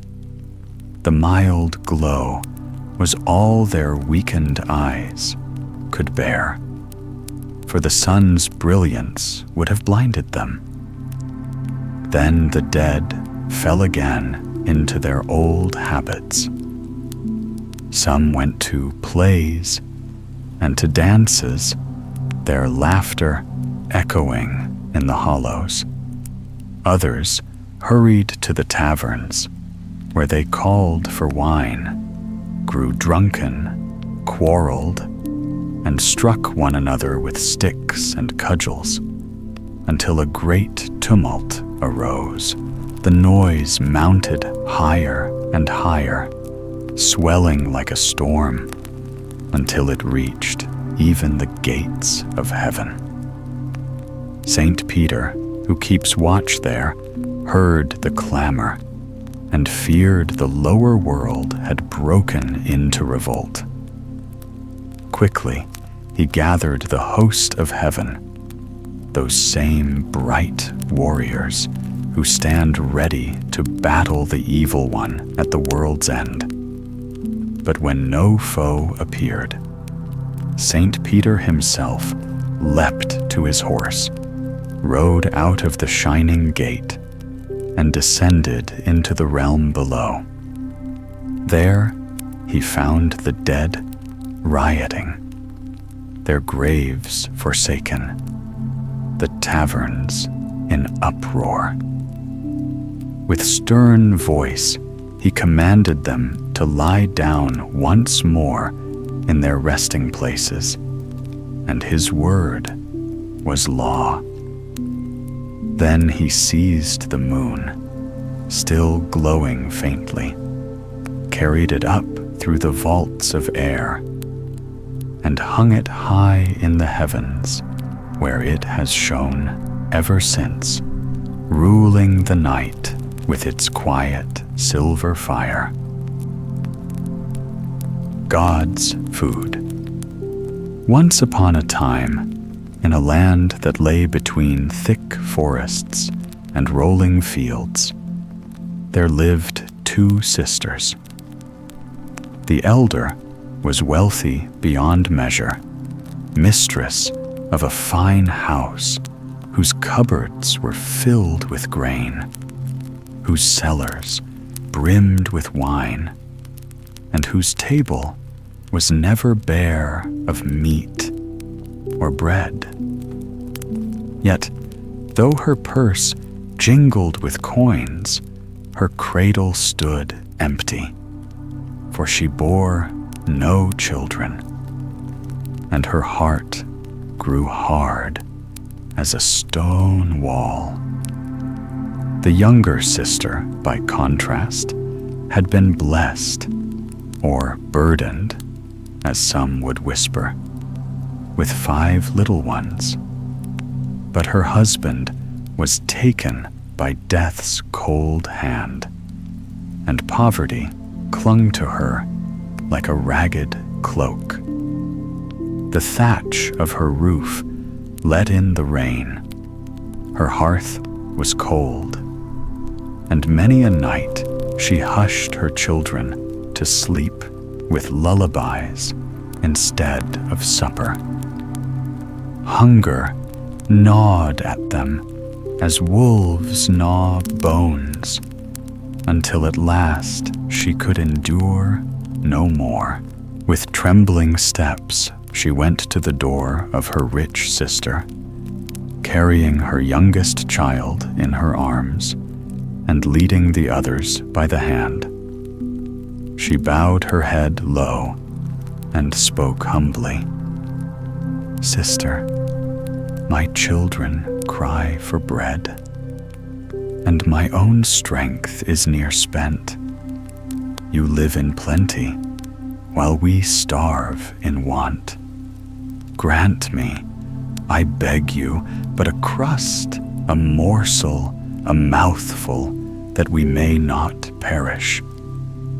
But the rich sister's eyes were cold as winter frost. She turned her head away and said sharply, "I myself have nothing in the house. Beggars must seek elsewhere. Go, and do not trouble me with your whining." With that, she slammed the door, and her poor sister crept away with heavy heart, her children's hollow eyes lifted to her in silent despair. That evening, when the husband of the rich sister came home, he drew his knife to cut himself a slice from the fresh white loaf that lay upon the table. But no sooner had the blade pierced the crust than a dark red stream flowed forth, as if the bread itself bled. The man started back in horror. "What horror is this?" he cried. His wife, pale as ash, confessed the truth of her sister's visit, and her own pitiless refusal. At once, he cast down the bloody loaf and hurried to the widow's dwelling, bearing food and drink with him.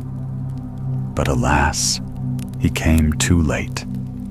He found the poor woman kneeling on the floor, her hands lifted toward heaven in prayer. 2 of her little ones she held against her breast, pressing their faces to her as though warmth and life could be shared.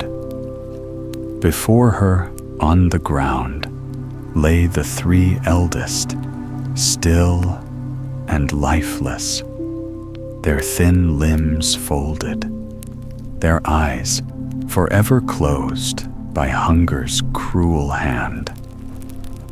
The man offered her bread and cried, "Take, sister-in-law, eat and give to the little ones, that you may live." But the widow turned her hollow face toward him, and her voice was gentle, though her words were heavy as stone. "For earthly food have we no more desire.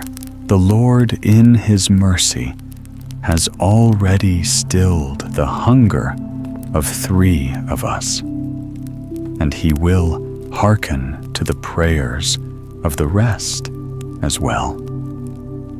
Hardly had she spoken when the 2 youngest children, who lay in her arms, gave a faint sigh and breathed no more.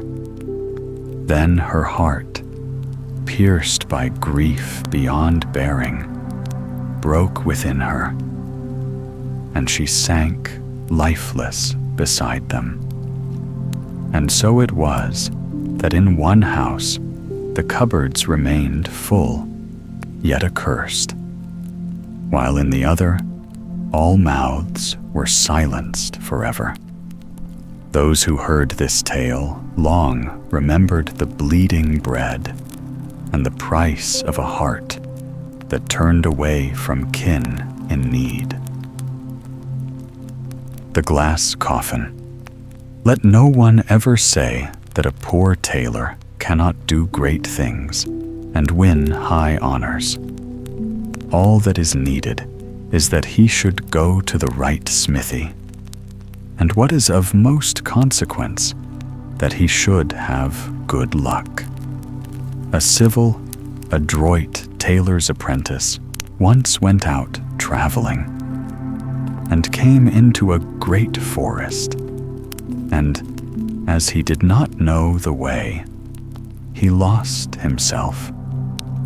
Night fell, and nothing was left for him to do but to seek a bed in this painful solitude. He might certainly have found a good bed on the soft moss, but the fear of wild beasts let him have no rest there, and at last he was forced to make up his mind to spend the night in a tree. He sought out a high oak, climbed up to the top of it, and thanked God that he had his goose with him, for otherwise the wind which blew over the top of the tree would have carried him away.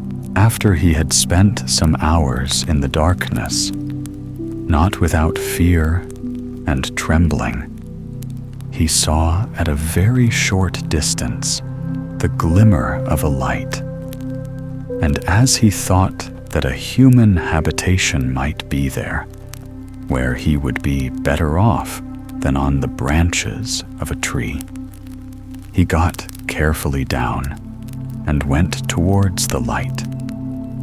It guided him to a small hut that was woven together of reeds and rushes.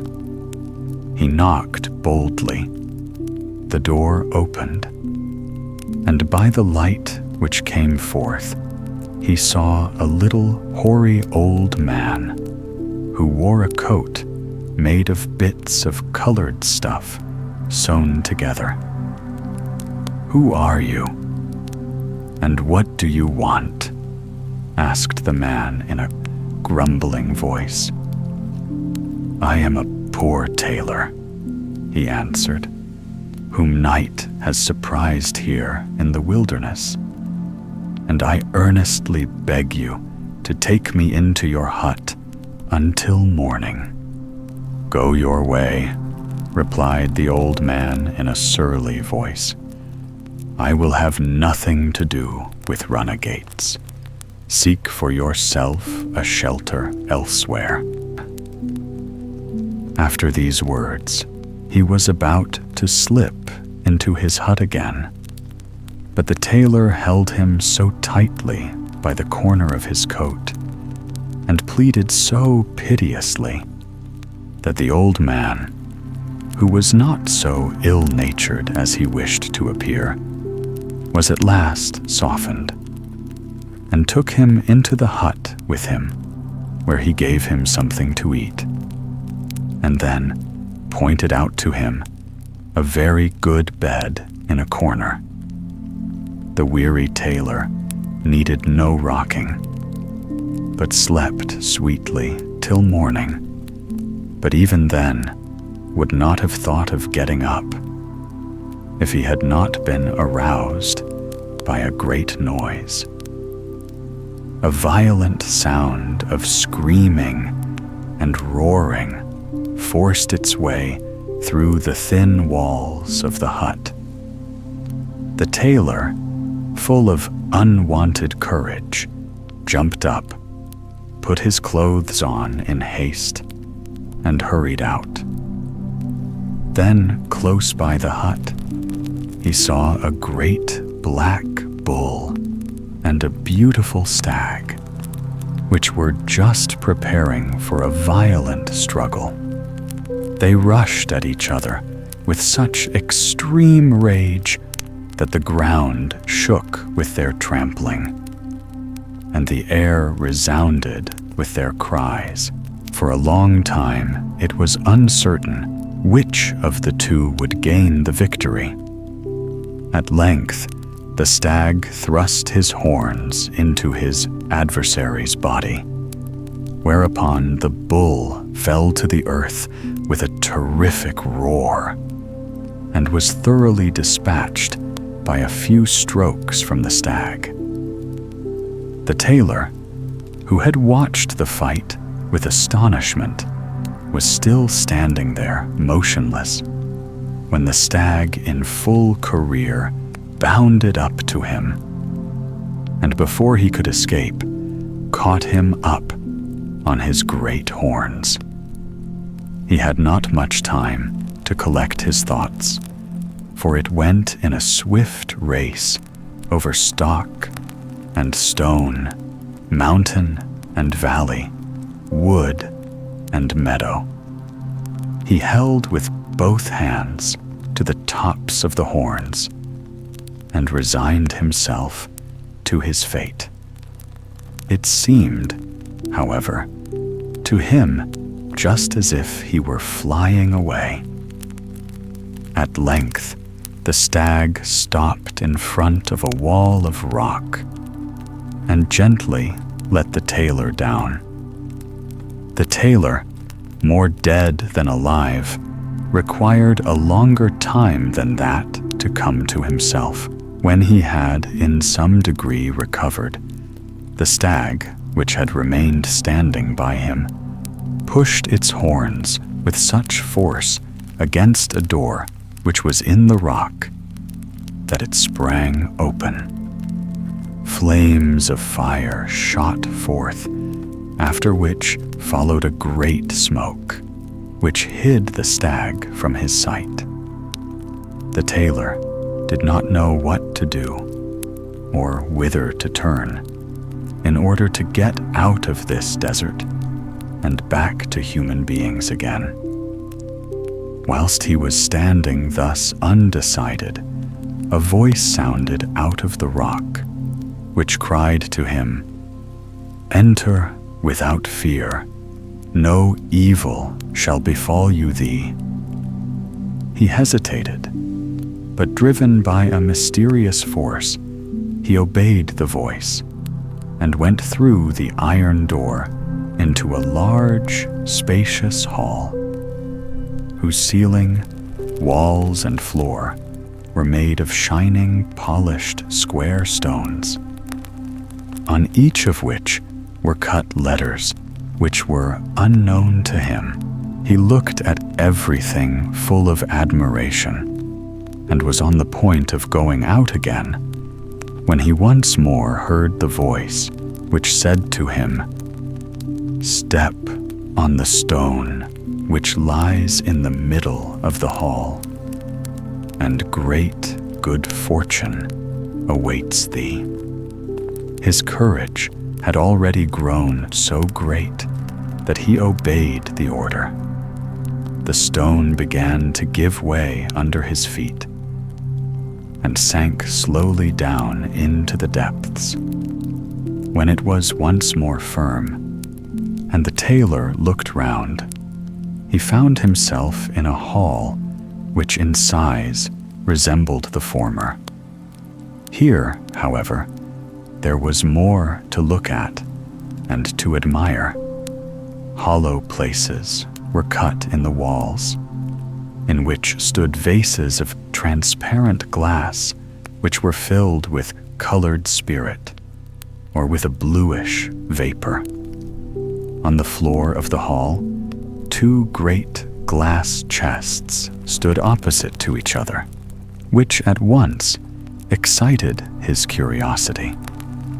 When he went to one of them, he saw inside it a handsome structure like a castle surrounded by farm buildings, stables, and barns, and a quantity of other good things.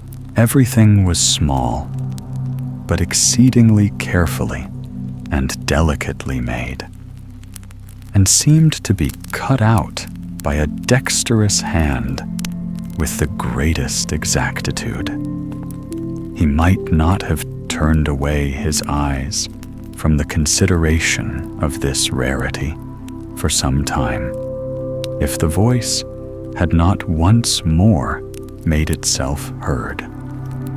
It ordered him to turn round and look at the glass chest which was standing opposite. How his admiration increased when he saw therein a maiden of the greatest beauty. She lay as if asleep, and was wrapped in her long, fair hair as in a precious mantle. Her eyes were closely shut, but the brightness of her complexion and a ribbon which her breathing moved to and fro left no doubt that she was alive. The tailor was looking at the beauty with beating heart when she suddenly opened her eyes and started up at the sight of him in joyful terror. "Just heaven!" cried she. "My deliverance is at hand. Quick, quick, help me out of my prison. If thou pushest back the bolt of this glass coffin, then I shall be free." The tailor obeyed without delay, and she immediately raised up the glass lid, came out, and hastened into the corner of the hall, where she covered herself with a large cloak. Then she seated herself on a stone, ordered the young man to come to her, and after she had imprinted a friendly kiss on his lips, she said, "My long-desired deliverer, kind heaven has guided thee to me and put an end to my sorrows. On the same day when they end, shall thy happiness begin. Thou art the husband chosen for me by heaven, and shalt pass thy life in unbroken joy, loved by me, and rich to overflowing in every earthly possession. Seat thyself and listen to the story of my life. I am the daughter of a rich count. My parents died when I was still in my tender youth, and recommended me in their last will to my elder brother, by whom I was brought up. We loved each other so tenderly, and were so alike in our way of thinking and our inclinations, that we both embraced the resolution never to marry, but to stay together to the end of our lives. In our house, there was no lack of company. Neighbors and friends visited us often, and we showed the greatest hospitality to everyone. So it came to pass one evening that a stranger came riding to our castle, and, under pretext of not being able to get on to the next place, begged for shelter for the night. We granted his request with ready courtesy, and he entertained us in the most agreeable manner during supper by conversation intermingled with stories. My brother liked the stranger so much that he begged him to spend a couple of days with us, to which, after some hesitation, he consented. We did not rise from table until late in the night. The stranger was shown to room, and I hastened, as I was tired, to lay my limbs in my soft bed. Hardly had I slept for a short time, when the sound of faint and delightful music awoke me. As I could not conceive from whence it came, I wanted to summon my waiting maid, who slept in the next room. But to my astonishment, I found that speech was taken away from me by an unknown force. I felt as if a mountain were weighing down my breast, and was unable to make the very slightest sound. In the meantime, by the light of my night lamp, I saw the stranger enter my room through 2 doors, which were fast bolted. He came to me and said that by magic arts which were at his command, he had caused the lovely music to sound in order to awaken me, and that he now forced his way through all fastenings with the intention of offering me his hand and heart. My repugnance to his magic arts was, however, so great that I vouchsafed him no answer. He remained for a time standing without moving, apparently with the idea of waiting for a favorable decision. But as I continued to keep silence, he angrily declared he would revenge himself and find means to punish my pride, and left the room. I passed the night in the greatest disquietude, and only fell asleep towards morning. When I awoke, I hurried to my brother, but did not find him in his room, and the attendants told me that he had ridden forth with the stranger to the chase by daybreak. I at once suspected nothing good. I dressed myself quickly, ordered my palfrey to be saddled, and accompanied only by one servant, rode full gallop to the forest. The servant fell with his horse and could not follow me, for the horse had broken its foot. I pursued my way without halting, and in a few minutes I saw the stranger coming towards me with a beautiful stag, which he led by a cord. I asked him where he had left my brother, and how he had come by this stag, out of whose great eyes I saw tears flowing. Instead of answering me, he began to laugh loudly. I fell into a great rage at this, pulled out a pistol, and discharged it at the monster. But the ball rebounded from his breast and went into my horse's head. I fell to the ground, and the stranger muttered some words which deprived me of consciousness. When I came to my senses again, I found myself in this underground cave in a glass coffin. The magician appeared once again and said he had changed my brother into a stag. My castle with all that belonged to it, diminished in size by his arts, he had shut up in the other glass chest, and my people, who were all turned into smoke, he had confined in glass bottles. He told me that if I would now comply with his wish, it was an easy thing for him to put everything back in its former state, as he had nothing to do but open the vessels, and everything would return once more to its natural form. I answered him as little as I had done the first time. He vanished and left me in my prison, in which a deep sleep came on me.